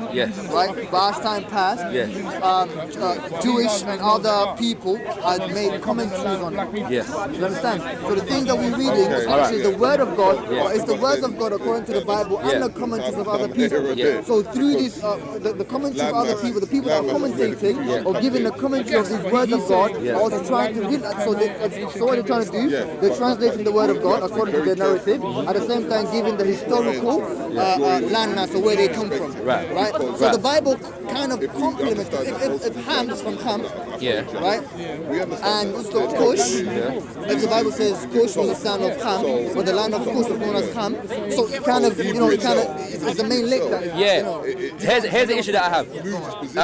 That the nation or the people, or the land Cush existed long before, period-wise. When we have that conversation in terms of the time periods, right, prior to the person that would have been called Cush. That's a problem for me. The other thing is that you said, what did you say? You said, you have all these sons. You said, oh, it's gone out of my head what you said. It's like, Oh, man. It's their family, whether they like it or It's not. gone out of my head. But again, my only point in this is to look at how we define ourselves. I want to go back to that point where you made troublemaker. I know, you know what I mean? I want to go back to that point where you made like what's it called? The name Cush. Predates the Cush of the Bible. Yes. I'm saying that. So Cush is a land, a nation of people. And I'm saying that I don't think it's possible for it to be named after one of Noah's grandsons, because as far as time period, the period where the land Cush existed would have been before the time of Noah. You know what I'm saying? So that don't make any sense to me. So that's why I say to you, not that the term, when they use the term Cush in the Bible, it has no relevance. I'm just saying that how they use Cush in the Bible doesn't pertain to actual history. So are they using it as a landmass or people, landmass, location? From my understanding, and I don't claim to be an expert on the Bible, but it's one of Noah's grandsons, which then became known as a people because the people were named after Noah's grandson. So the Cushitic people, Cushites, the kind of things there, right? So I'm saying now, this is what I was going to say, right? I'll go back now, You when you said about most of the Abrahamic religions, they formulate on the continent. Yes and no. I'm going to say yes and no to that. Give me the yes and no. Right. So yes, there is a strong influence from the traditions of the Nile Valley in Abrahamic religions, but the specificity of Abrahamic religions coming about, from my reading of history, actually formulates itself in relation to foreigners and people of the Nile Valley interacting. After times based upon invasion, I'll give you an example. The Coptic Church, for example. Repeat I'll repeat through this example. The Coptic Church, for example, comes into being, during the period of Greek occupation of Kemet. So it's a mixture of the Greek tradition and the ancient Kemetic tradition. You know what I'm saying? And the Coptic tradition informs the development of the Abrahamic traditions in general. You know what I'm saying? So I'm not going to disagree completely, but I'm saying that, so there's a Coptic, which you could say is mixed. But then when those people go and they take it, and they come back with something else. You know what I'm saying? It's a hybrid of different things, but I'm saying that the hybrid is in Kemet at that time, in Egypt at that time. But then they go and they come back with some other stuff. Right now I'm saying that then now if you look at Ethiopia, which has a long history, but if you go to Ethiopia, the history that you're going to get of Ethiopia pertains to Makeda relationship with Solomon. And it's as though Ethiopia don't have no history before Solomon and Sheba. But Ethiopia exists long before Solomon and Sheba. So I'm saying that the history has been colonized to the point whereby people don't even recognize their history before this Abrahamic tradition. That's my point. And I'm saying that, but the evidence suggests the oldest human finds that we have come from what is now called Ethiopia. Yeah, so that those people had nation and civilization long before. Why don't we know about that? And so coming from now somebody who has Rastafari influence within my spiritual outlook, it's one of the things that Rastafari have always debated, because people are like Solomonic, yeah? One second, I'm going to finish, yeah? But then there are other Rastas who are saying, well, why are we always focusing on Solomon when His Majesty Emperor Selassie said his lineage originates before Solomon back to an emperor called Uri, yeah? Who's an ancient, far more ancient than Solomon. So now people are looking for, well, who is Uri? Right? That's what I'm saying. And because it's older than that. So my thing is we have to judge who we are and trace our lineage from an African perspective, not an Abrahamic perspective. But because I guess, right, go on. You know, I'll just I guess your opinion as well on this. Right. I guess it's maybe being Christian or being Muslim or whatever. People are just trying to fit their lineage and I get in it, that box. and I get it. I mean. But that's what I'm saying is destructive to who we are. Because I'm saying that I'm saying that people, and I challenge the Abrahamic thing in general. Yeah. But I'm saying if for brothers and sisters who are in it, we should be able to adhere to a religion without having to negate our ancestry to be a part. You know what I'm saying? Yeah. And I don't have that problem as someone who does African spirituality, because my lineage and my spirituality is aligned. It's not a problem for man. It's always, right? You know what, personally, what I believe is that it could be basically people may not like what their ancestors were. So let's say if someone used to worship animals or something. So, let's worship idols, for example. I want to come back to what you said. Go. Maybe it could be just that and say, oh, you know what? I'm going to come back to what you said. But let everyone else go on. You're right in saying that we need to look after what's it called, the history of Africa through the African eyes. That's something that I support as well, and something that I agree with. But at the same time, there are historical forms, right, that actually talk about what's it called, the history. Like there are like, sorry, you see, the Abrahamic religion, as you put out. It does mention, so all I'm taking from the Abrahamic religion is the history that it mentions, because you have denied a man or a person who had existed, right, and by the name of Ham, who had existed. You said he did not exist, or something like it's not something that you would say. I don't believe he existed, but I'm saying if he existed, the nation of Kush existed before him. That's what I'm saying. So I don't know. What you're saying, there's people before that. That's true, but he came to deliver the message. I understand the point he's coming from. He's coming from a biblical point of view. I don't think he is. I'm not. What he's saying, regardless of Torah, Bible, whatever, when he said, there were people there, and then someone came with the message. I know what he's talking about. So what happened to them people, that history, The thing with the Bible is that he tries to put, what's it called? Noah, Ham, and all these people into a certain what's it called, database, into a certain date or time frame, right? Yeah. But for example, within the Bible, you've got the Bible saying that the earth was created, what's it called, 6 days, 6,000 years ago. So there are actually Christians who believe the earth was created 6,000 years ago, right? And when you look at the Bible, they'll be like, this is in the Bible, right? But what I'm trying to say is that I'm not trying to put, what's it called? Into a period. Yeah. What I'm trying to say, these people exist. And the Bible and other Abrahamic religions do confirm that the names existed. And these people, and what's it called? And just like the Bible says, Kush. The Bible puts Kush in a certain time period. Time period and a place. But you're saying the Quran doesn't do that. No, the Quran doesn't do that. Right. So the Bible puts what's it called, Cush, Yeah. into a land. Yeah. Like this is where the Cush people live. Yeah. And this is where they've been. Yeah. And it's the river Nile. Yeah. Blah blah blah. Yeah. Right. And how strong and powerful they were. Yeah. How they were kingdoms and empires. Yeah. You've got all of that in the Bible. It's 100% correct. Yeah. Right. However, and then it also shows you. I don't know if it's 100% correct, but yeah, there's some correct information. No, I'm not saying that particular information. Yeah. When they talk about where Cush lived, or the Kushite people live, where they come from. Yeah. You know what I'm saying? In Right. that area that they have pointed to be where their home was, All right. it's correct. I can go with that. We cannot deny that. Yeah. You understand? But the same would go for so-called Egypt. Where the land is. The same thing with Egypt. Yeah. So they connect Egypt to Kush. Yeah. You understand? Yeah. So at the end of the day, what I'm trying to say is that even though the Bible gives this historical event a certain historical time or moment, I do not agree with the historical time. Right. What I agree upon is the names of the people. Is the names of the people. Right. And Okay. the place that was mentioned. And the migration pattern. So the only thing that we disagree on then is whether the land, whether the lands preceded what was called in the Bible. So whether, for example, Cush was named after Noah's grandson, or it pre-existed Noah's grandson. So, for example, so I'm saying, when you say Cush is older, like what's it called, the name Cush is older than Ham. When you say that, you actually looking into the Bible and saying, you know what? Wait, I'm looking to the Bible. I'm looking at African history, and I'm saying, but what this Bible is saying doesn't match up with the history. Exactly. That's what I'm saying. Quick question. You see the African history you're looking into? Yes. Is it influenced by the Bible, or is it separate from? Separate from the Bible.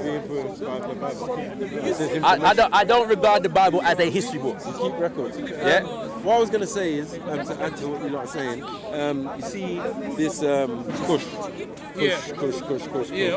What was the place in Ethiopia called Cush? There was no place in Ethiopia called Cush. Personally, I don't know. Right. Yeah. Cush was the capital for the Nubian in Nubia, in Sudan. Do you get what I'm saying? It's an ancient city of Cush and an ancient people. Do you get what I'm saying? Their thing was agriculture. So they built these big kind of cylinder tubes that they put the grain and blah blah blah. Okay. This is what they're synonymous for. You know what I'm saying? This is way back. And as my brother said, if you match it up with the Bible, it still way predates. Do you get what I'm saying? So we can understand. Remember that Ethiopia was a Egyptian province. So, or it was just Upper Egypt. Very possible, yeah. It's Very Upper possible. Egypt. Okay. You get what I'm saying? Lower Egypt is thing because we're following the Nile, isn't it? Yeah. And the Nile goes downstream. Yeah. So down into the Mediterranean. Yeah. So then at the end is the Lower basin. Egypt, isn't it? Yeah, so the end is the basin. So that's lower. It makes sense. You know So, what I'm like, saying? for example, so there's nowhere in the Bible that it mentions Tar Seti, for example. Yeah, Tar Seti. Yeah, right. Now I'm saying that the people of Kemet called the land south of them Tar Seti, the land of the bow. So and Is that right? President Sudan or even further? President Sudan, but probably a bit more than that. Yeah, a bit further, yeah. South Sudan. And Ethiopia. Right. That's what I'm saying. My point is that so now we can find Tar Seti in the records of the ancient people of Kemet. You're not going to find it in the Bible. Yeah, you're not going to find the name Kemet in the Bible. You're going to find Egypt. That's what I'm saying. Whereas the people of Kemet don't call themselves Egyptian. Yeah, Egypt is a very recent terminology because it comes about with the people that call them Egyptian, which was the Greeks, right? And that's what I'm saying. So I'm saying that when we the term Egypt comes from another term it goes like this. It goes like, is it Qibt? Something like that. I think it's Qibt. Comes from, that's an Egyptian term. Qibt. I can be corrected. But that's Coptic, isn't it? No, it's not Coptic. No, it's Qibt. It's Qibt. Yeah, isn't that the asshole of that's where the Coptic get the... Wait, yeah, I can be corrected on that, but yeah. Is it, what he says is a good point in terms of the Coptic thing. But Yeah, but come back to the point. You know. What's his name? Shikara. Yes. What you're saying about when you say the name, according to the Bible, the name Cush, right? Sorry, the name Ham precedes the name Cush. According to the Bible, you're correct. Yeah. Because the Bible, also what we need to understand is that as time passed, the Bible was made to serve the needs of certain people. Yeah. So you have after the Vulgate Bible. There was the Tyndale Bible, right? After the Tyndale Bible, all that. You know what I'm saying? There was, you know what I'm saying? So everyone, but beyond that though, to the extent, hierarchies and kings and queens were writing their own Bible. No, I hear you. To control their people. But my thing is beyond the specifics of the Bible. It's the tradition, right? It's the tradition us validating that tradition above all else. So it's a thing whereby now we're not trying to find our actual lineage in ways that anybody who tries to find a lineage will find a lineage. We're trying to validate ourselves within this tradition. That's what I'm saying, right? Again, isn't that the issue of the faith? So Muslim, Christian, whatever. It all happens. My point is that in all of these traditions, whether it's the Judaic or the Hebrew, the Christian, or no disrespect, the Muslim, you will find Africans trying to validate themselves into the people group that this is that they see when they read the text. Yeah, in my humble opinion, this is what Black Hebrews are doing, this is what Black Christians are doing, and this is what a lot of Black Muslims are doing. But then again, so where I see Africans who are blatantly just both Africans fight each other based upon the perception that one is Arab and one is not, when both of them are African, but because some might have a better claim to Arab lineage, they feel that they're closer to the Prophet, so to speak, right? And we're fighting over this. This to me is an expression of us using an Abrahamic religious definition to define ourselves beyond our ancestry. So just to add to that, maybe the bit I disagree is with that's something else. I believe that Arab getting close to Arab. But to me, I think that to me only, but it only exists in an environment that teaches us that this thing is the superior thing to all else, and so therefore we must validate ourselves by this thing. But what I believe is it also again could be the same way. For example, you know, in like Benin and stuff, the practicing of voodoo. So people look at that as that's witchcraft, sorcery, again, paganism. Why though? Because of the religious indoctrination. So I believe it's more that. But I agree with you. But I'm saying that, oh, this bro, African's trying to be more I totally agree. I believe it's more I totally agree. But this is the point that I'm making. All religions venerate ancestors, every single one, right? And I'm saying that usually, when if you're in a spiritual order that comes from your people, normally you venerate the ancestors of your people. But then what if that is a total head-on-head clash with your religion? Yeah. But I'm saying that, and I'd agree with you, but this is my essential issue. I get your point. No, I know. But where you're saying, look, believe what you want to believe, but don't deny. That's what I'm saying. Don't deny the right? ancestry. I'm saying, to me personally, I'm on the ancestor thing all day. So I'm saying that where you've got to now is what I believe is the fundamental contradiction with our relationship with these traditions as African people. You know what I'm saying? Because I like. I mean, some people got to see yourself. Right. What I'm saying is, so for me, I don't have that contradiction in the sense of the fact that, like, I agree with you. Spiritually speaking, the same ancestors that I would venerate validate my spiritual alignment. You know what I'm saying? But I'm saying that we're living in 2019. I'm not going to ask any African in Islam or Christianity or whatever to completely dash it where. I might encourage you, but you know what I'm saying? We'll have a conversation, right? But what happens? But I'm saying that at least, when it comes to who we are, we've got such a history that we cannot afford to just negate it. I agree with you just because we want to be Hamite. And also that those designations at the moment are causing divisions between us. Right, so we're now dividing ourselves according to who's a Hamite, a Shemite, and not, right? And really, we're probably none of those things. And we probably better be able to define ourselves based on what we actually are. And what we actually are, whatever religion we're in, what we actually are may be a force to forging more unity between us. If we understood that we have more of a shared origin. Now this is the point I want to discuss. I believe, how could we have that unity if, for example, whoever from whatever faith has that religious belief that I'm on the right path? He's worshipping some pagan god. The same way I'm doing it now, bro. As an African spiritualist, when I come, go on. Just to add on, he may see that as, that's just like devil business. And it happens. So, but bro, I've said this many times. When I come and proclaim traditional African religion, I know that off the bat, my Abrahamic brothers and sisters regard it as devil worship. I have to accept that, and still be able to relate to my brothers and sisters, knowing they don't necessarily hate me, they just believe I'm dealing with devil worship, and they believe that I'm going to Yeah, what do you say? I say Arabic again. It's got my head. Huh? Adab. Yeah. Jahannam. Yeah. What's it called? Right. That's what you believe, and you're entitled to believe that. Like, as long as when I'm pouring libation, when I got my shrine, you ain't trying to kick it down. We ain't got no problem.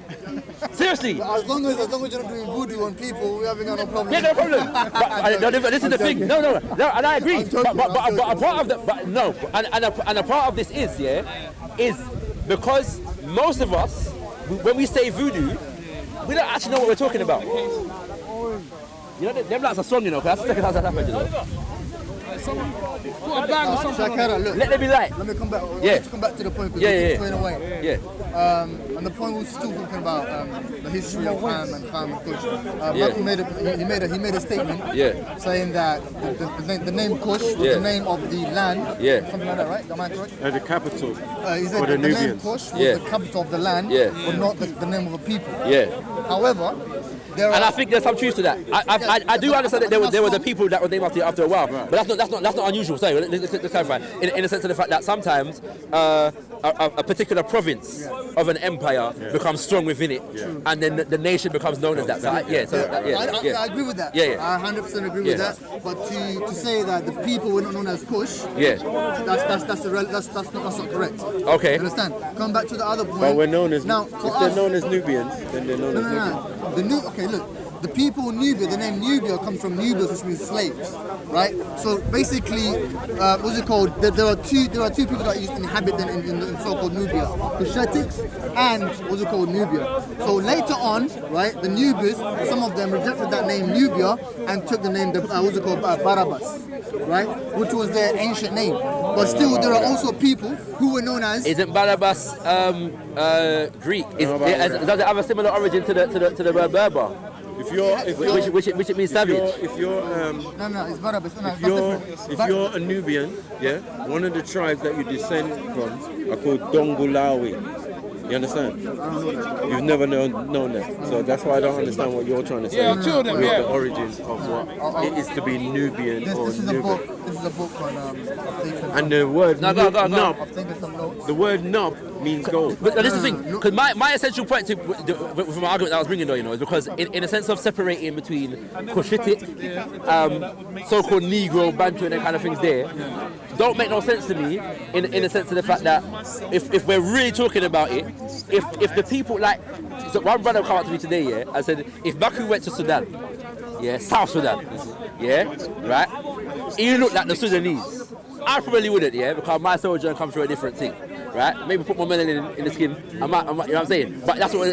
But I'm saying that if that's part of the area, in which the land that we're talking about, Kush and the Cushitic people come from, then this stark separation that we're drawing between Negroid and non-Negroid is not indigenous. This is a European designation, right? This what I'm saying. This is not. So I don't know of a Negroid non-Negroid separation indigenously in the continent of Africa. I don't know of it. So at one point, the old Negroes to them anyway. Right, to them, right? And another brother made a good point to me in terms of this whole black non-black argument. When he said that I don't know we were talking about that, but no, we're not. I'm saying that this was my essential point in terms of how we're defining ourselves. Look, I'm saying that if various groups in East and Central Africa have lineage from what we call Kush, Nubia, Tarseti, wherever, how is it we're defining everybody as separate and distinct and they don't have no relation to each other and I'm this and I'm not that and it don't make no sense. That's simple. No, it does make. I'll tell you how it makes a clear, good sense. Right? Look, it goes back to the same thing as tribes and clans, right? For example, you've got the Cushitic family, right? You've got the Berber family, and you've got the Negroid family. The word Negro, I don't want to use it, but I'm going to use Bantu instead, because that's a name that's used in Africa, right? And you've got the Bantu family. So you've got different, what's it called, people who carry different names that have different looks from each other, right? So the point I'm trying to make is that, you see, the people of the Kush, they only marry among each other. They're busy trying to, expand into other lands. Yes. and do their own thing. Yes. And if they expand to other lands, what they'll capture slaves or take over people Right. and marry into their women. Right. That's something that could happen. Now, the same thing can happen to the Bantus. Yes. Like there's a Bantu family, Yes. what's it called, that look different, Yes. and they're powerful. They're out here, you know what I mean, expanding Yes. and taking over lands, and whatever they come through, they'll either take slaves or intermix with whatever they link up with. You understand? Here's the So issue. now the difference between the line has already been aligned, right? Yes. For example, you can't say Yes. a Mongoloid, Yes. right? Yes. And what's it called? And the Chinese or Japanese are the same thing. Can we say that? Why not?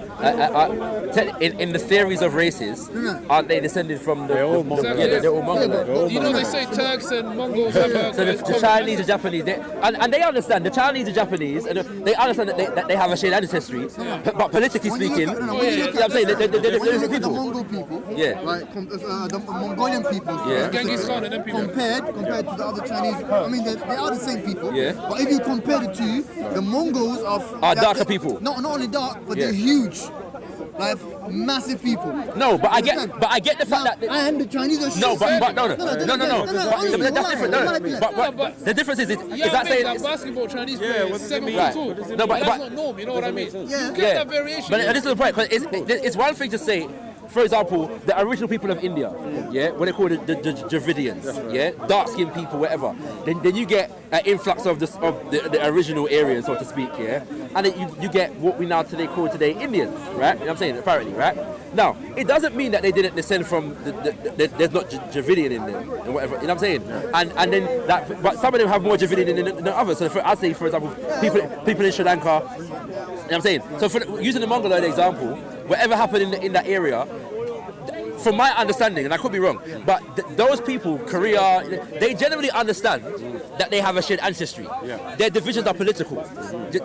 And so within that, over time, they develop different cultures, but not necessarily totally unrelated cultures either. Just what I'm saying. Because as I understand it,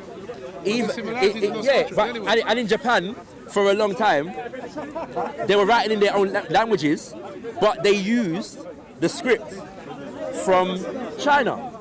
Right? That's my understanding. I don't know about that. Right, yeah, that's what I'm saying. But what I'm saying is, like,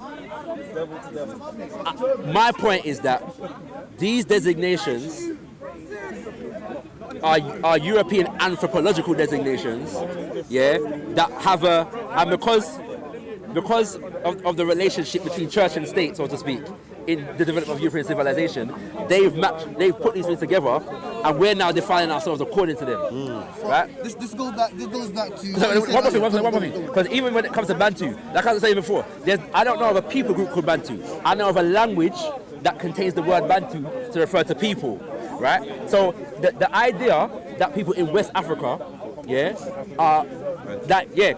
the Bantu language group is specific to certain areas. It's quite a broad, but technically speaking, But I'm saying that linguistically, when you talk about West Africa, most people will talk about Niger-Congo languages, right? Now, again, they're not completely necessarily unrelated in the sense of the fact that Bantu extends to Central Africa.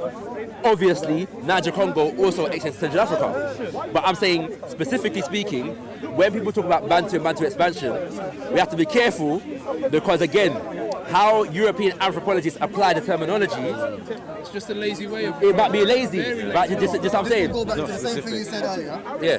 How these same European people came to Africa. Yeah. They saw a ruling class in certain countries. Yeah. And they named that country Everything that. after that country. Yeah. Right.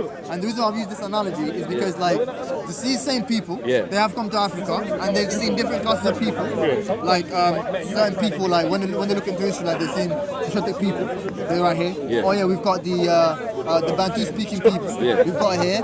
And so what they've done is that they've just labelled according to what we labelled ourselves to begin with. And they've just shown us like, No, that's all they but do. I get that in some instances. I'm saying that I don't know that to be the case when it comes to Ham, and Shem. You know what I'm saying? Like, so Bantu, you can make an argument for that. Uganda, we can make an argument for that. Yeah? Ham, okay. Congo, we can make an argument for that.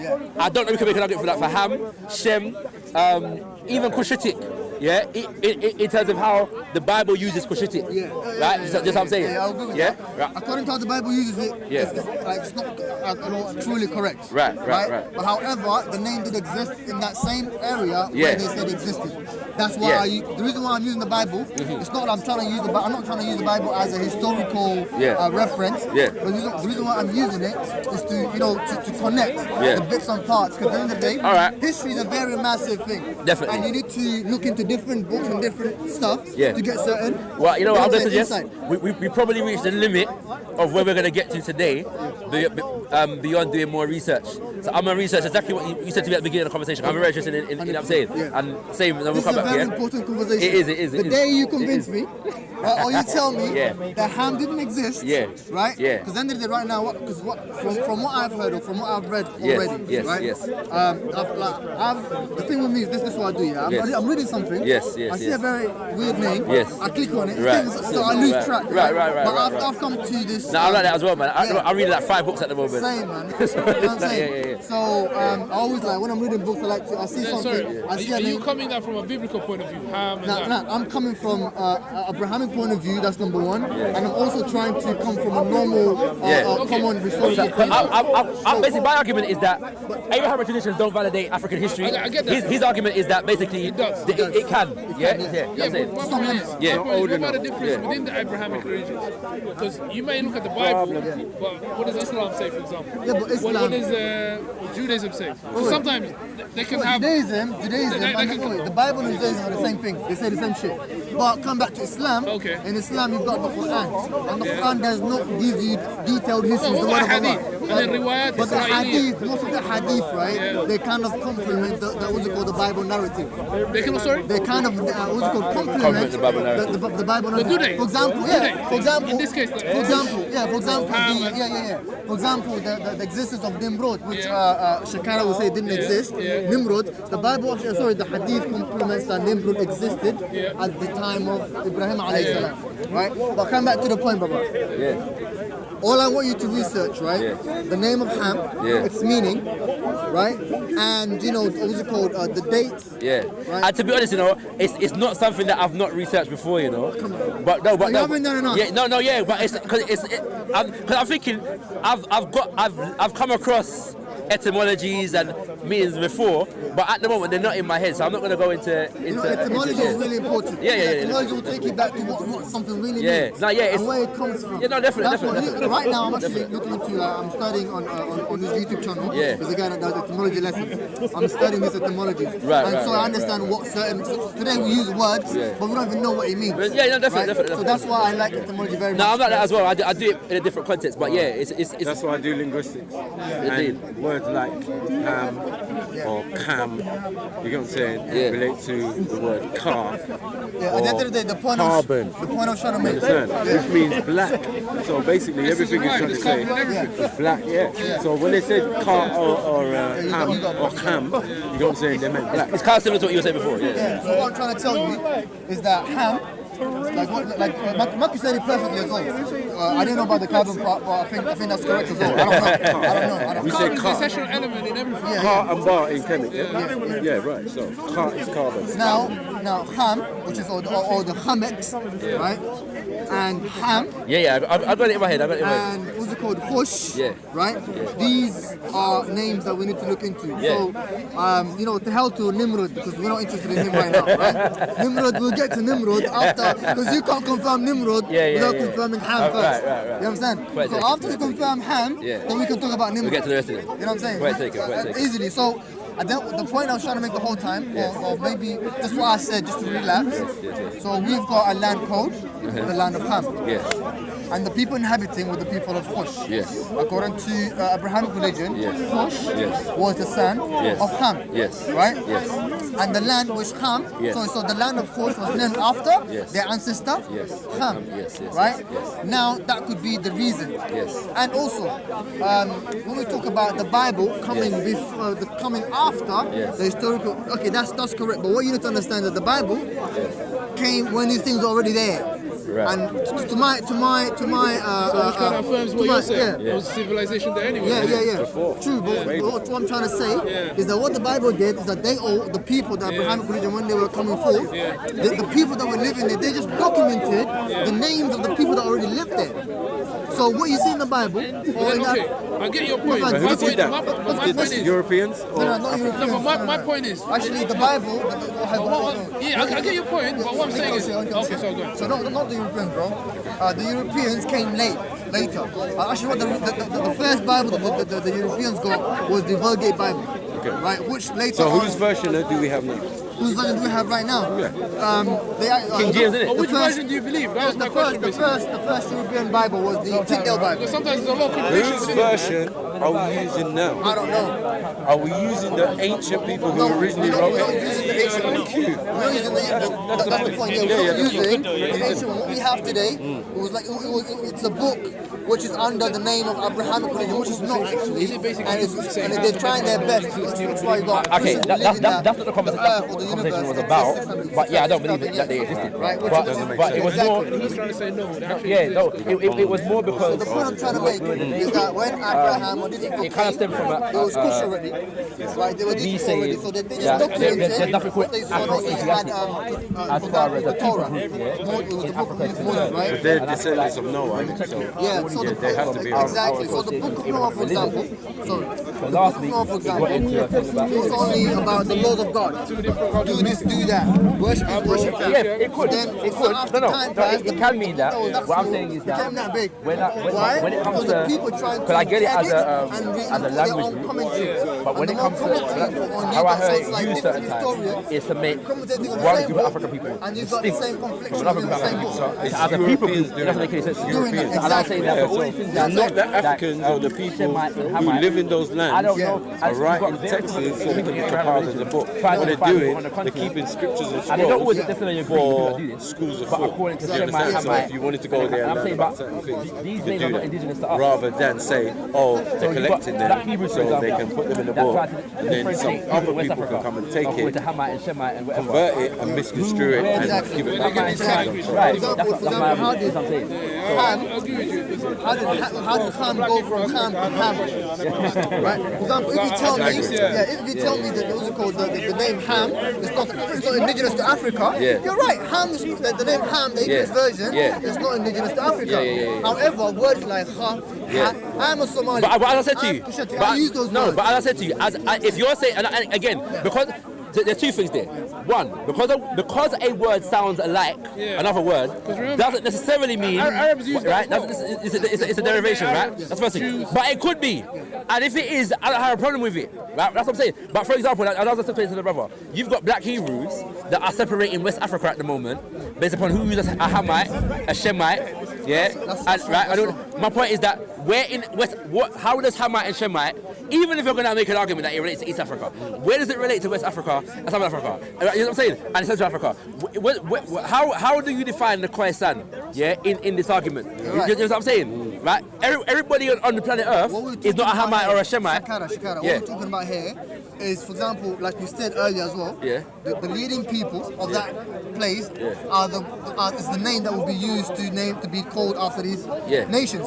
Now, when you say that, so repeat what you said. I'm saying, like, for example, Black Hebrews, they go to West Africa, this one's a Hamite, this is a Shemite, you know what I'm saying? Like, how are we separating people in Africa according to who's a Hamite and a Shemite or not? And it might not do it for the whole continent, like say this whole thing applies, you know what I'm saying? It doesn't make no sense. And even as well, just to add to that, what categories are we using? I think some We're of not it using is these to European go with, categories. you see with the These maps, names are not European, that's what you need to understand. they had places like it was taken by the You're missing my point. Forget the name. Yeah, but it didn't say Judah though. No, but when I It relate said Judah, and man, I'm saying that is actually Judah. No, it's not. And I'm disagreeing with that. I'm saying man, I Think related it to about us. that.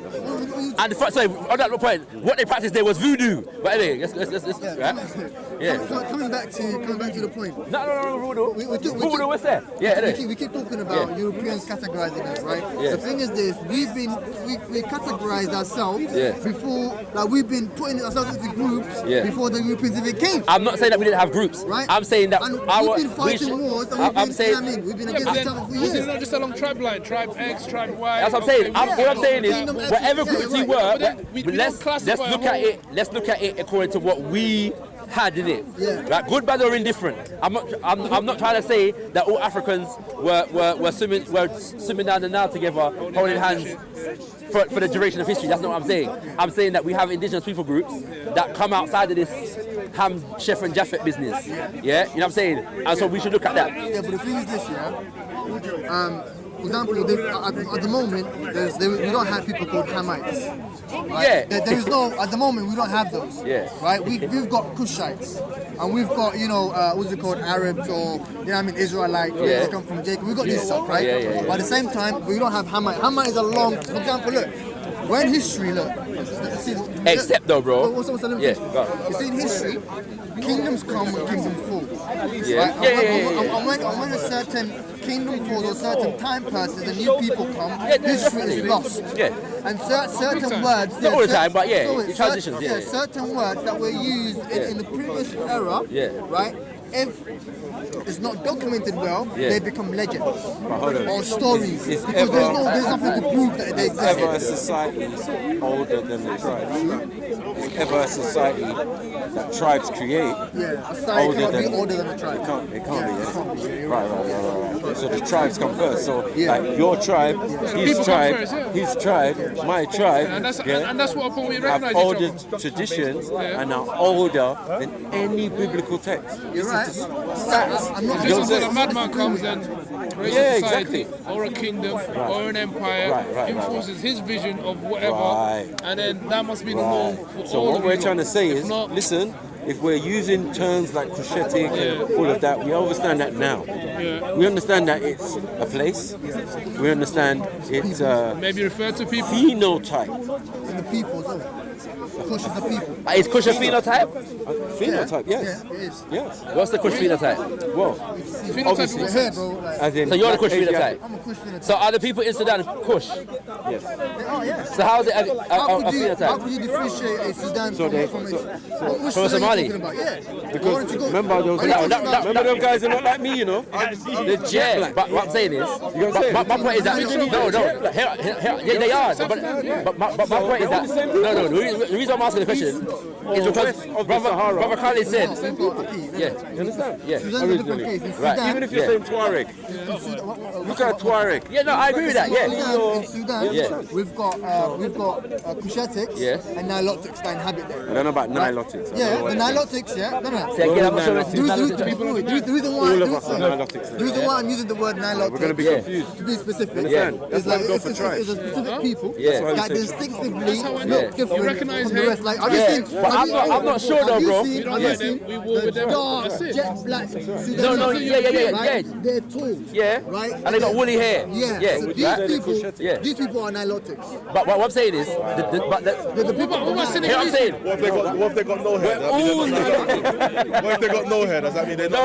I'm talking about the people that live. here I'm saying though, They've bro. got Yeah, sorry. go. The people of the Nilotics, yeah. The reason why they're categorized as the people of the Nilotics, It's right? people of the is Nile. because, first of all, the people of the Nile also, they have their own distinctive features. First of all, they're tall, No, and yeah, they're jet black. Like when I say jet black, My problem with the term. I'm saying I know a brother called Saud. Nah, he's jet black, Yeah. but he's not tall, and he don't have that woolly hair. And Yeah. you know this Where's he guy. from? Where's he from? He's Nubian. He's Sudanese. Yeah, but it's Sudan, isn't it? At the end of the So day, we my- talk about South I'm Sudan. saying- Does he come from South Sudan? No, he's not from South No, Sudan. so what I'm saying is, He's saying it's not Nilotic. all right. So would you say it's cruciatic?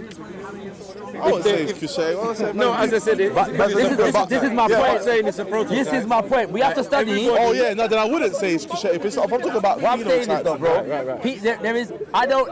Remember, he's one top. Nilotic here is a term that comes into you know, existence you know what I'm saying? with European anthropologists. Their money can be like that. You know what I'm saying? So it is a feature of being Cushitic or whatever you want to Yeah, say. yeah. You know what I'm saying? You know So what? this First is why I time- say it's a Let me ask you phenotype. something. But really, Yeah. they would say black Asiatic. What if Kush You has many understand? versions? In modern time, they would have changed the name to black Asiatic. So all of those people come under that thing. So he's saying Nilotic, we're all Nilotic. Nilotic is an anthropological term, right? I'm saying that. Being from the now, that. Yeah, no, but I'm saying that's the etymology of it, as far as I understand. But when they apply it, it's like, but when they apply it, they often applied it to make this group of Africans distinct from whoever else they define as Negroid. Yeah, And I'm saying that to me, so even if the term literally means of the now, now all we're trying to say is that the so-called Negro is not of the Nile.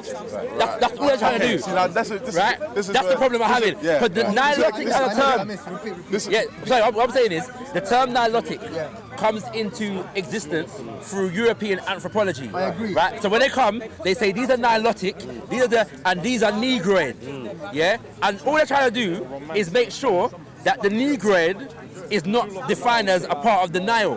And I'm saying that, so we have to question the terminology and the designation, even if Nilotic means of the Nile. There are enough people that are Nilotic there. Everybody. Right? There's enough people that are Nilotic. But when they apply it anthropologically, that's not what they mean. So I'm saying that, so all it is, you want to make sure that the people of the Sudan and Central Africa, you lot can't associate yourself with ancient Kemet and Nubia. That's not you. No, I maybe Nubia's you, but Kemet's not you. Ancient Egypt's not you. And I'm saying, so that's my point, right? And I'm saying that the Hamitic, Shem, Even though certain man's DNA got links to Ramses III. all that kind of stuff, right? So I'm saying Ham, but I'm saying that Ham and Shem and all these things, because of the conflation between science and religion in the development of European civilization, these things get conflated. So now, religiously speaking, we're trying to define ourselves according to these things. But let's go. Okay, so that's the. Okay, so this is what I was trying to touch on my brother earlier, and I'm going to say the term again. Yeah, and please forgive me because I hate these terms. E1B1A. Yeah. And E1B1B. Yeah. Yeah. Wallahi, I hate it. But all these things, I'm a baby in a DNA thing, but yeah. Go on. So, the shared E1B1 and then the A being the end of one of the groups and the B being the other one. I was telling Everlast, that B, is a mutation from the A, right? It shows, even if you're a separate people now, genetically speaking, we are related. Now, where it further becomes more evident, but problematic at the same time and goes back into the biblical thing is when you start to relate, when you start to refer to yourself as Cushitic, because Cushitic, being a Cushite, further emphasizes, your link to Ham, right? And Hamites, as general, are not restricted to Canaan.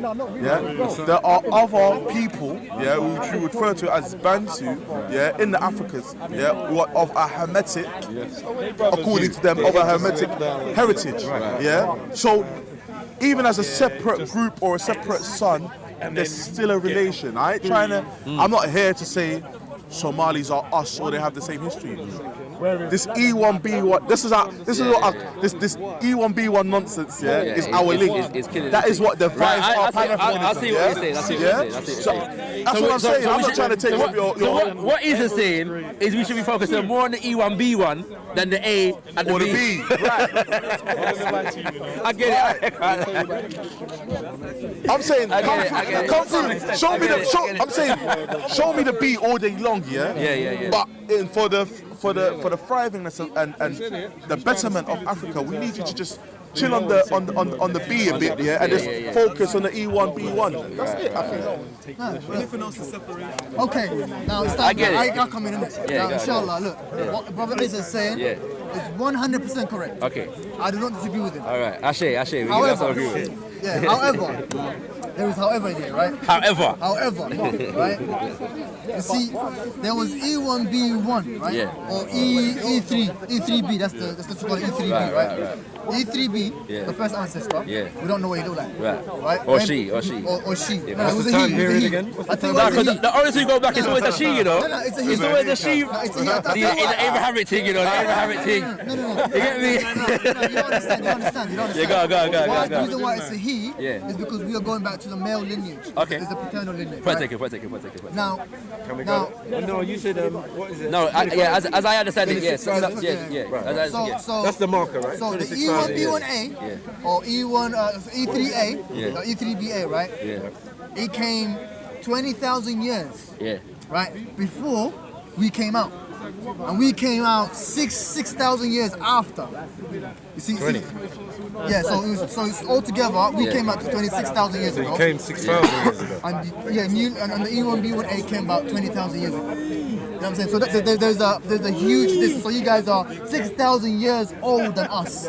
So whatever caused this mutation for us to look the way we look, right? And the time frame that we're talking about, we don't know. Is it before Cushitic period? Does it go back in history? I don't know. I haven't researched that part. I'm not going to talk about something I don't know about, right? Yeah. Now, coming back to the point, the reason why we would say we are this and that. For example, there's a big family in this E3B, right? You've got the Berbers, you've got all these people in the North Africans, you've got a lot of people in the Europeans. Now, this is like the family, right? From the 6,000. Yeah, but right? what you need to understand, what you need to understand is that the higher you go, the lighter skin they get. Yeah. The lower you come, the darker they get. Right? There was a time the Arabs used to label Somalis the black Berbers, right? The dark skinned Berbers, right? Because they saw we kind of look like the Berbers in Central Sahara and the northern Africa, right? They will see the connection, but at the same time they'll be like, okay, these people are these and these people are that. But they called you black though, right? No, I'm making a point. Go. How far does the beat go down? The black we're talking about is not the Western term of black. Yeah. Right? There are, for example, we can call it. No. The reason why I say is because. The only reason why I say is because I'm confused. Eurasians have been calling us black for time, innit? So the term evolves from the same root. Like the Arabs didn't call us black. Eurasia, are you talking about Yeah, India so and them places? I'm saying all of them. So the Persians, the Greeks, the Romans, the Hyksos. But do you know why they were called black though? Do you know why they the were called Arabs, right? They all did it. So I'm saying that all the people that came from the east saw us, all of us, right? I've referred to us as this thing. You know what I'm saying? Yeah, so I wouldn't say it's not the same thing as the Western thing. It all evolves from the same, you know what I'm saying? Yeah. What the Arabs did, they look at the skin. Yeah. But when you look at the Western people, they look at phenotype. You understand? I'll give you an example. But skin being the most. I'll give you an example. Skin being the most. I'll give you an example. Obvious. Let me give you an example. Because they didn't cross the big nose people. We got big nose and big lips. Yeah, exactly. You know what I'm saying? They never cross the big batty people. No. You know what I'm saying? You know? For example, there's a lot of big batties around the place. You know what I'm saying? I hate using this word. Yeah. I prefer using Bantu. Sorry, can we just take a moment to give thanks to the big batty? Sorry. I prefer Just pray for the big batty. Go ahead, say Negroid, bruv. Say it. I don't want to Say it. I know he was going to say it, but I'd rather say Negroid than Bantu, bruv. No, wallahi, I'd rather say Bantu because Bantu is the African word. I would say batty than Negro. Yeah, I don't like Negroid, right? I don't like saying it. But let's say like I'm going to say it because they said it, right? It's not coming from me. Now, the white people, when they came to Africa and they've taken slaves, right? Yeah. They take them to America, and they start calling them this term. Yeah. And so one time after the slavery ended, the so-called Negro people have protested against the term as racist and insulting. As Negro or black? Negro. So they've came together and they stood against this term Negroid as an insulting and racist term, and it was a common thing. So all the black people got up. So the white people now start calling them the colored people. Right? The so-called colored people. But then now we've got the colored people and the white people. And after a while, the Indians who were colored people came into the mix. And they were like, you know what? Oh, we're confused now. You know what? We're going to call them blacks. And we're going to call them colored people, the Asian people, right? So now you still have that name, what's it called, the name term, because they don't want to call you Negro no more. Now they'd rather call you black. So I'm saying, how about this? Don't call me black. Don't call me Negroid. Right? Call me African, call me Bantu, or call me Yoruba, Igbo, whatever else you want to call me. Right? That's my point. I'm not. And you know It what? doesn't make sense. It doesn't make sense because they're the ones that called us Ethiopians. They're the ones that called us Egypt. Who called you? You get what I'm saying? Or Egyptos. No, no, All no, no. words meaning black. Yeah, Baku, but I need So to they've been calling us black I need for a to long correct you on time. that. No. I need to correct you on that. Even Ethiopia, and I've told, Al-Sudan. I've told Matt Shakara. Al-Sudan. I told Shakara, right? Yeah, Sudan. Yeah, Sudan's Means come black, up. yeah. Well, Again. When you come What to, doesn't mean black? No. Phoenicia, all of these things mean black. Well, let me just correct you and I'll come back And to the what Sudan. the most important thing is that Europeans it didn't matter what you looked like. What time is From it? any part of the continent, they called you the one name at a particular time. So when they called us Moors, you could have been from Somali, I could have been from Niger. You get what I'm saying? He could have been from That's South what I think. Africa. When they at one point when they're referring to But they would've Habesha, just when they said- was referring to Abyssinia, it was the whole. Everybody was Abyssinian. Everything. But you might disagree. with Ethiopia that, was the whole but continent at one I know point. we know that they were sort of lackadaisical in And their labeling. terminology of people. Labeling. Ethiopia, Wait, you guys said the that name term Habesha coloured, meaning right? black. The Asians I have don't a think. deity I don't know. I don't think called it's black. Kala, I'm right? saying is that. And that Kali, means Kali, black, yeah, no Kali. Kala. For that You can whole check- region, you not can just check the Kala. small Yeah, Ethiopia Kali that is is the now feminine over the derivative. You should check, but it's Kala. And it's a black demon-headed deity who's god of time and death. Yeah. That's funny enough. Like if you don't interact with us, your time gonna run out. Now, Extra black. So what was I saying? What was I saying is this, yeah? So you They said something know. I wanted to correct. You said... They know. I were I pretending. You wanted don't to want to get- tell each other Let me who go you to are. Sudan. The names. Come on, So man. the names of Ethiopia and these guys. See, the thing with Ethiopia, and I told Shakara this before. yeah. You see, the name Ethiopia actually comes from another word. I've got it here. Man, what's It's all this mean? Dirt is it's dirt, called, man. What's this talk? what's Dirt that? is dirt. From the We're not soil talking you about made, dirt. We're it's talking the about people. soil. We're talking about people, not dirt, bro. From the soil you made, so you're Now, earth. come back to the point. Yeah? The word Ethiopia comes from an Ethiopian name, an Ethiopian ancestor by the name of Ethiopis, right? And Yeah, this the first name, I'm hearing it, so I and got this research name, it. you can search it up, and this name comes, it is written in the book of the, what's it called, the book Like of Aksum. Somalo. Yeah. Wait, Book of Aksum, he said. Who's that? You Kamala. don't know Somali? Somali. Oh, it's Somali. The Oromos call it Somali. Right? But going back to the point, yeah? Ethiopis. You're not on that. And the name, one second, brother. The name Ethiopis is not a made-up name. It's in the book of Aksum, right? And the book of I'ma Aksum, look into it. Yeah, and the book of Aksum, right? It's what's it called? Its compilation, right? Started 400 BC. Yeah. Right. In And a it place can- called where? Huh? In a place called Aksum, Ethiopia. Aksum, yeah. Right. So it wasn't called Ethiopia, it was called Aksum. No. Aksum was a later. Kingdom of Aksum. That's a good point. I just don't know what he's talking about, so I'm gonna research it. What are you doing? Yeah, no problem. No It's problem. Greek, man. Aksum is Greek. No, No, he's saying Ethiopia is Ethiopia. Greek. No. But he's saying that it comes from somebody else. I'm gonna research it. I don't understand it, but yeah. You should look into it. No. Well, I'm Maku. Let's go look into it. There Right? was someone named, now there's someone named Ethiopia or something. Yeah. There was someone named Even the name that you're saying to me sounds Greek to me. But It yeah, might sound yeah, Greek, yeah. but at the same time, That's like, it. Am I the only one who's thinking, why are we stuck on labels though? Isn't it the concept that is the concept that's the most important? I thing? hear you. So I'm saying, Aki, No, I Ghana, think- yeah. was a term that Nkrumah, I think Nkrumah was the person who coined that term, and prior to that it was Gold Coast. But we weren't walking To be around. saying- correct, we were Nkrumah called it Ghana because he was naming it Emulation after of the Ghanaian the ancient empire of Ghana, which was not present day Ghana. It was more Northern southern Mali. Mauritania, Mali, right? Just what I'm saying. But because a lot of the people in Ghana, particularly the Ashanti people, their oral history tells us that they have lineage Migrated, yeah. from the ancient. But as before you came, it's one place that has its own as you were name. saying before you came, not the like empire Nigeria, was not originally called Ghana. The empire was not originally called Ghana. The empire was called Ouagadougou or Ouagadougou, the empire. And it came to be known as Ghana in history because Ghana was a title for the kingship apparently, and so the Arabs documented it as Ghana Empire. Yeah, because Ghana has its Arabic roots in Rina, which is like riches and wealth. That's what he said. Yeah. Now I'm hearing that. I'm not sure if the term Ghana itself is Arabic or just a term that the Arabs heard when they went to the empire. Ghana sounds like Ghana. Because if you put G Yeah. and H to them, it becomes Ghana, Yeah. which is the Ghana, which means riches. I will look into that story. No problem. But yeah. No problem. Let's say that on the subject of Nkrumah, shout out to Kwame Nkrumah. Shout out to Kwame Nkrumah. Read the book if you ain't read it before. You know what I'm saying? You know what I'm saying? It was his birthday like last week, so yeah. That is a Ghanaian hairline.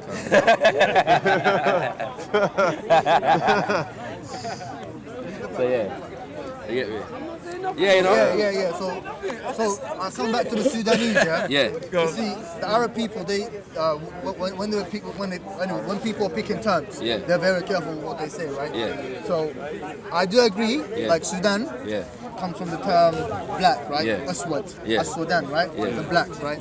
But at the same time, the Arabs also, they could have called the Berbers, who some of them had dark skin in the north, also called in the North African regions, Sudan as well. Yeah, but they did though. They coin what they say. They did though. choose it. They did to a degree, because for example, you had a style of architecture in West Africa that was called Western Sudanic. Yeah, all it means that it was made by black people. You know what I'm saying? But as well, at that point in history, by the time that when the Arabs started to document the kind of things there, like North Africa had been invaded by different groups of Eurasian people for centuries. So it was already less black than it was. Yeah, it wasn't as black, let's say for example, as other parts of Africa at that point when the Arabs were invaded. It was still black. There was a lot of black people there, but it wasn't as black as Sudan. You see what I'm saying? But they still describe people that they saw there as black. Like the Moors and them things, they still describe as black. Yeah. I mean, even if you disagree with Sudan, when we're talking about colour, when these people use colour as a description of a people, they're only looking at the skin. Yeah, I hear you. You know, they're not looking for detail. They're not looking at culture. Yeah, and all that stuff. For example, there was a time which is also very interesting. Did you know that the Sanskrit of the Indian books, right? One of the I think it's the Hollywood books. Old language, the Vedas. Yeah, it confirms Kushatic people being in India as an empire colony. Like they actually colonized, and they had two divisions. They had the Kusha Dwipa. That's what they used to call them. Kusha Dwipa. I forgot another name, but it was Kusha Dwipa, which means the Kush division. So when the Greeks, right, when they were traveling and looking at dark-skinned people, even though some Indians do have dark skin, they've also maybe got in contact with Kushatic people, ruling in this part of the world as well. You understand? So at the end of the day, when they look at skin, they're only looking at skin color, right? But at the same time, there are times they use the skin color, but also that skin color has a connotation. You know what I'm saying? So when I say that, when a Somali or someone says I'm not black, right? First of all, you're thinking about the Western transatlantic connotation. And a lot of people will tell me, oh, Khalid, or you know what I'm saying, or people like Somalis, like you trying to distance yourself from slavery. I'm saying I'm Kushatic, right? And the Kushatic people some of the Kushatic people did go through slavery, right? Not all of them, but some of them did go through slavery. So I am Kushatic. So if I was ashamed of that term, I wouldn't have used that term, Kushatic. And also when it comes to slavery, it's not something to be ashamed of, simply because the whole world went through slavery. There is no people in the continent today. If you go to India, if you go to Arabia, if you go to America, white people used to be slaves, right? The Berbers used to go to Europe and enslave white people. So it's not like a big So my issue, Khalid, with some Somalis, and you at times as well, is first off, can we establish the fact that Ethiopians were referred to as black by the Arabs? I don't know. I'm not going to say something. I don't know. Okay. Say that again. Sorry. Ethiopians were referred to as black by the Arabs. They were referred to as Habash. Habash mainly. A lot of people say Habash. So Abu Dhar, we have in our hadith, Abu Dhar was referred to Bilal, as the son of a black woman. The word used was Aswad. Prophet ﷺ talked about the Habshiyan, the Ethiopian slave. Also, the one who tried to demolish the Kaaba. Abraha. Abraha al-Habashi.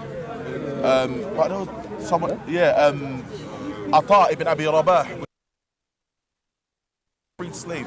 He was also described as someone that's black. So all Ethiopian people. So we clearly have, at least maybe not for your portion of Kushatic people, but for some Kushatic people, that label is there. So it's not necessarily the infliction of the transatlantic version of the word, but the word was used for them.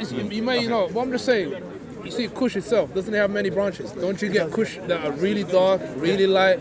You see what I'm trying to say? They're still distinctive. It doesn't matter how dark they are. They're still distinctive. You can still tell.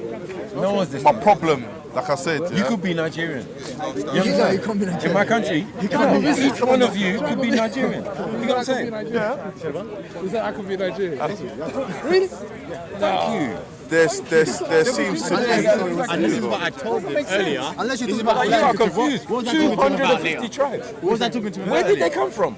All over Africa. Yeah, That's what Nigeria is so unique in the fact that not everyone even in that one land mass is the same. No, no, I agree with you. Yeah, but if you talk about the Fulani, You guys have 200 languages. came from somewhere else. No, He came from Mali. But there are Nigerians, there are Fulanis in Nigeria that look like him. Came from Mali. You know what I'm saying? So I do agree there are if you talk about nationality, there are Fulanis that look like him, which are Nigerians. So I would agree that, but people think Nigerians they have this like specific look. No, they That's the don't. thing. They don't. There's a range of looks. However, look, what people confuse about Somalia, they don't understand that Somalia is a homogeneous country. But you don't have the same look, and that's an issue. We do. You don't, because you can have a family, yeah, where the brothers and sisters look completely different. True. Yeah. Dark One. skin. The next No, one's not hair skin is colour. mad. Not just skin It colour. doesn't go. Skin color, yeah.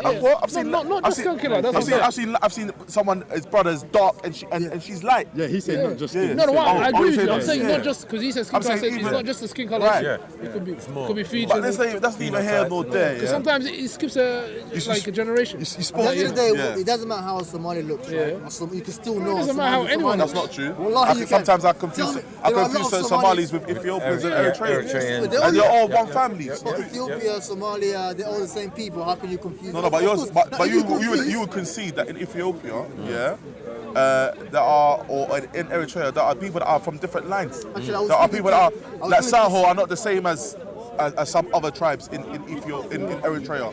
Bro, Like I was the Tigrinis speaking and all. to this one particular when I was on my way. I saw this Ethiopian guy, right? I was like, Salam alaikum wa rahmatullahi. He's like, bro, I don't speak your language. I'm like, oh shit, I thought you were Somali. You know what I'm saying? Right. So we do look alike. Right, so Understand? that's what. So you share lineage, but that's Yeah. not the point. My issue with you, which I have to pick bones at, is Standing. you make it sound really romantic, like, bro, it's not that. We just don't want to be called black because I have to. we don't I have to make identify. it No, you might have to make it sound, but the reality is it's not that. Yeah. Tell me. You know, and from both sides, there is a clash. Like, let's talk about the elephant in the room. Yeah, there is an ethnic hatred. Yeah.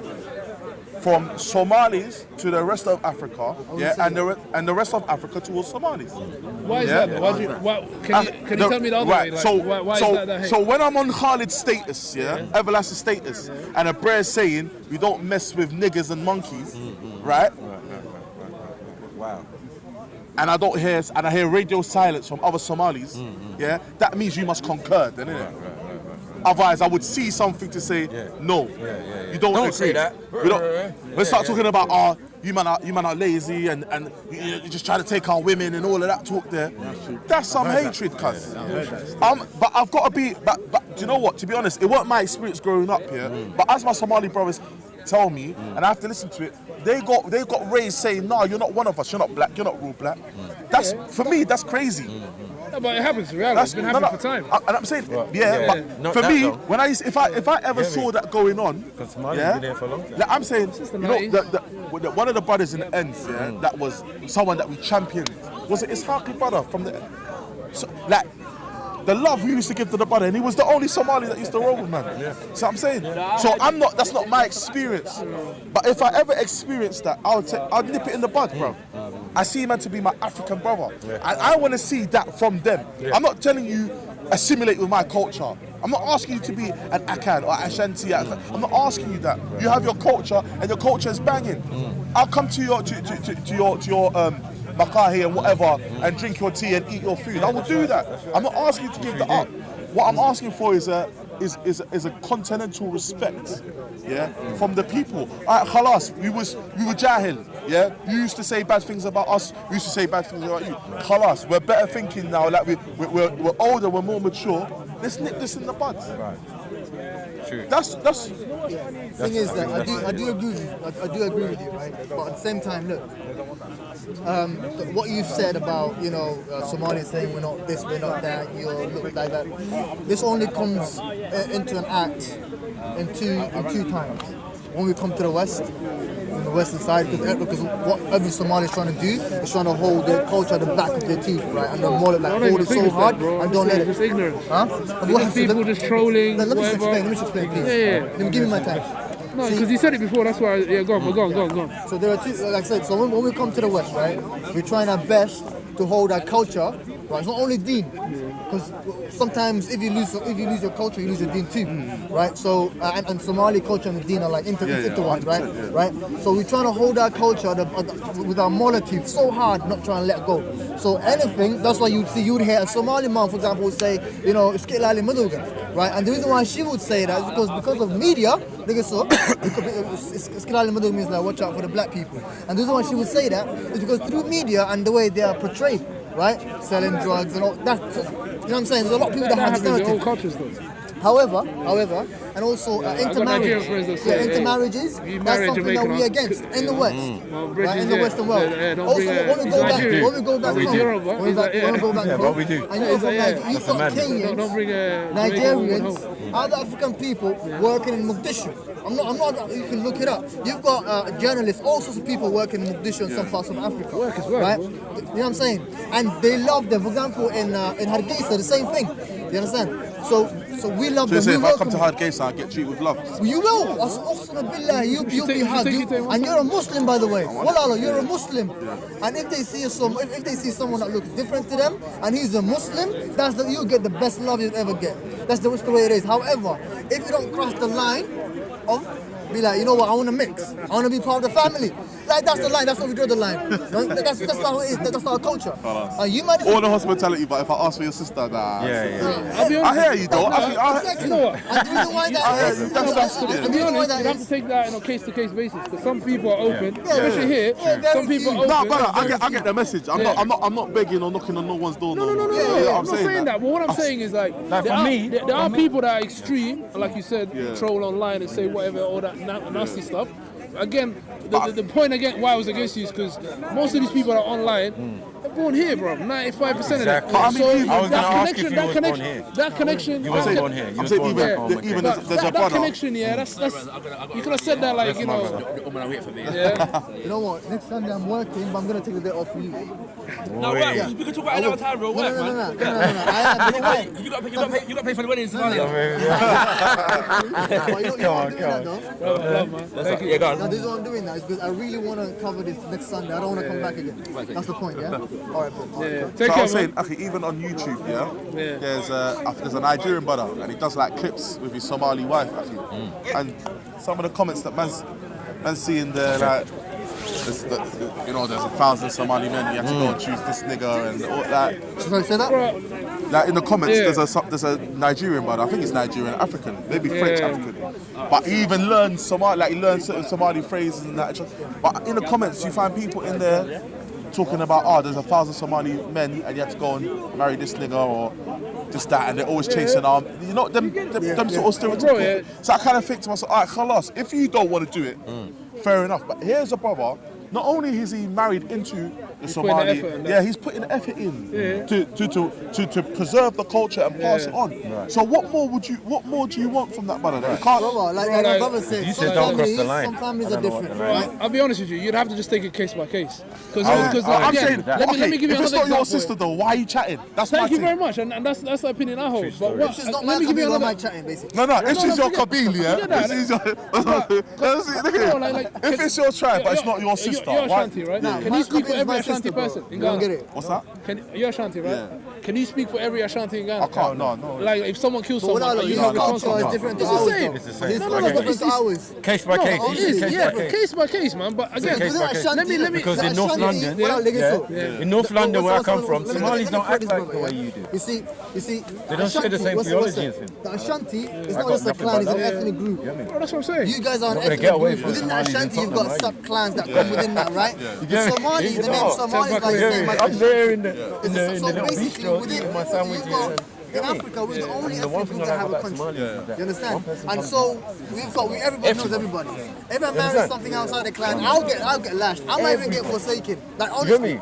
Right now I'm trying to go. Oh, you're the man though. Yeah, So the seed is carried on Some through of them are a you. bit. Yeah, I know, but still, I don't know this. one of my parents would be areas? like, That's why what are you I'm doing saying. this? I've Different seen brothers experiences. who I marry know that. outside of I this know culture, that, yeah. and they were like, their dad was like, you know what? You're not my son no longer.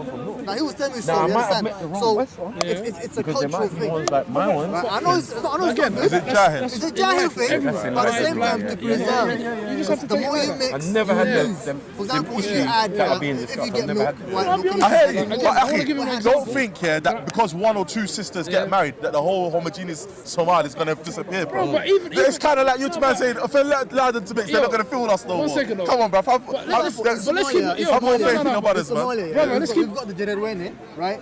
And the Jererwene, it's a clan. Why are you laughing? It's a No, clan but called what I'm saying Jererwene. is- It's an ethnic group I'm called Jererwene. laughing at you One discussing second. the whole topic. Because you can't stop her, even if she's your sister, bro. I'm trying to. I can't stop nobody. That's what I'm saying. So it's, why waste energy on Somalia, it? we've got the Jererwene, and we've got other clans, right? And we've got what's it called? Other confederations, which are not real tribes. But Yeah, it's just- yeah. they're just Someone said something about a real something. Yeah, so they got these different, what's it called? So you got the ethnic Somalis and other Somalis. So for example, an ethnic Somali would not marry into Jererwene family or into other, what's it called, family. You understand? Unless there was a friendship prior to the marriage. Right, okay. If this guy from Jererwene was a friend to the guy from this other clan, Right. and he said, you know what, I want my son for your daughter. If they come to an agreement, yeah. Cool, alright. It's not even. What about- In my what about- country, what about Dylan and his house? in my country, that doesn't exist. And they're going to face problems if But they this get married. haq does come from there anyways. No, but It's okay. one of the, yeah. Again, Further, it's family happened, to hell family, yeah. bro. I'll tell you that now. Family to family. There'll be a little bit. There are yeah. going to be issues. Family to family. So I'm Doesn't saying make if you're one sense. homogeneous No, it's group, why is there an issue there then? I don't know. Bro, let me break it Yeah, down to yeah, you. Let me true. break That's it down. homogeneous. Yeah. That means you're first. There's and then- cases. There's well, cases where some everybody clans else is lesser than you. have issues. So okay, like let's say Ashanti breaks down to A, B, C, D. B doesn't like C, but they're all Ashanti anyway. Yeah. And they don't even like you to marry. Bruv, That I'm- happens. And the reason So what I'm trying to say I is, think- I'm saying that happens, again, but man don't no, get head topped or abandoned like if you go married. No, bro. But But again, I don't know if you've seen the brother, Nigerian brother, Najib. Is it Nabil Abdul? Yeah, Abdul Rashid. Again, he I think he's married to an Indian or Pakistani woman. Again, he faces probably worse backlash than that.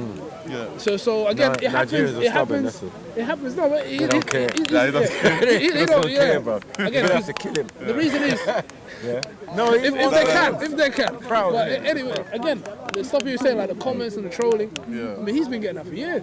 Probably, you know what I mean. So No, but I hear, again, I hear where East is it's, coming from you because know, even in his explanation, it sounds a bit dubious, like raw. So there's stipulations on our friendship, and there's actually phrases that suggest people are different from you. You know what I'm saying? It shouldn't even be there in the language. You see what I'm saying? To have a phrase that says, "Oh, don't trust the black people," it shouldn't be there. Well, You understand? it's a social construct. Let's Unless just say you're that, talking right? about It's a social yourself, thing. a But at the section end of the yourself. day, the You know what I'm Hawaiian saying? exactly. Once you say as black as a distinction, Right? It could be a political thing. right. At the end of the day, you've got I agree with him when he says these things are exclusive here, because some things for us Nigerians are to do with here. When we come here, we start making new traditions and things and applying them to back home. It doesn't make and sense. And it's not true. You understand? So we say, no. We don't do this, we don't do that, we don't do this. And reality is, this was made here. for example, I've You seen, understand? I used to So watch- with the thing with Jamaicans, in Nigeria,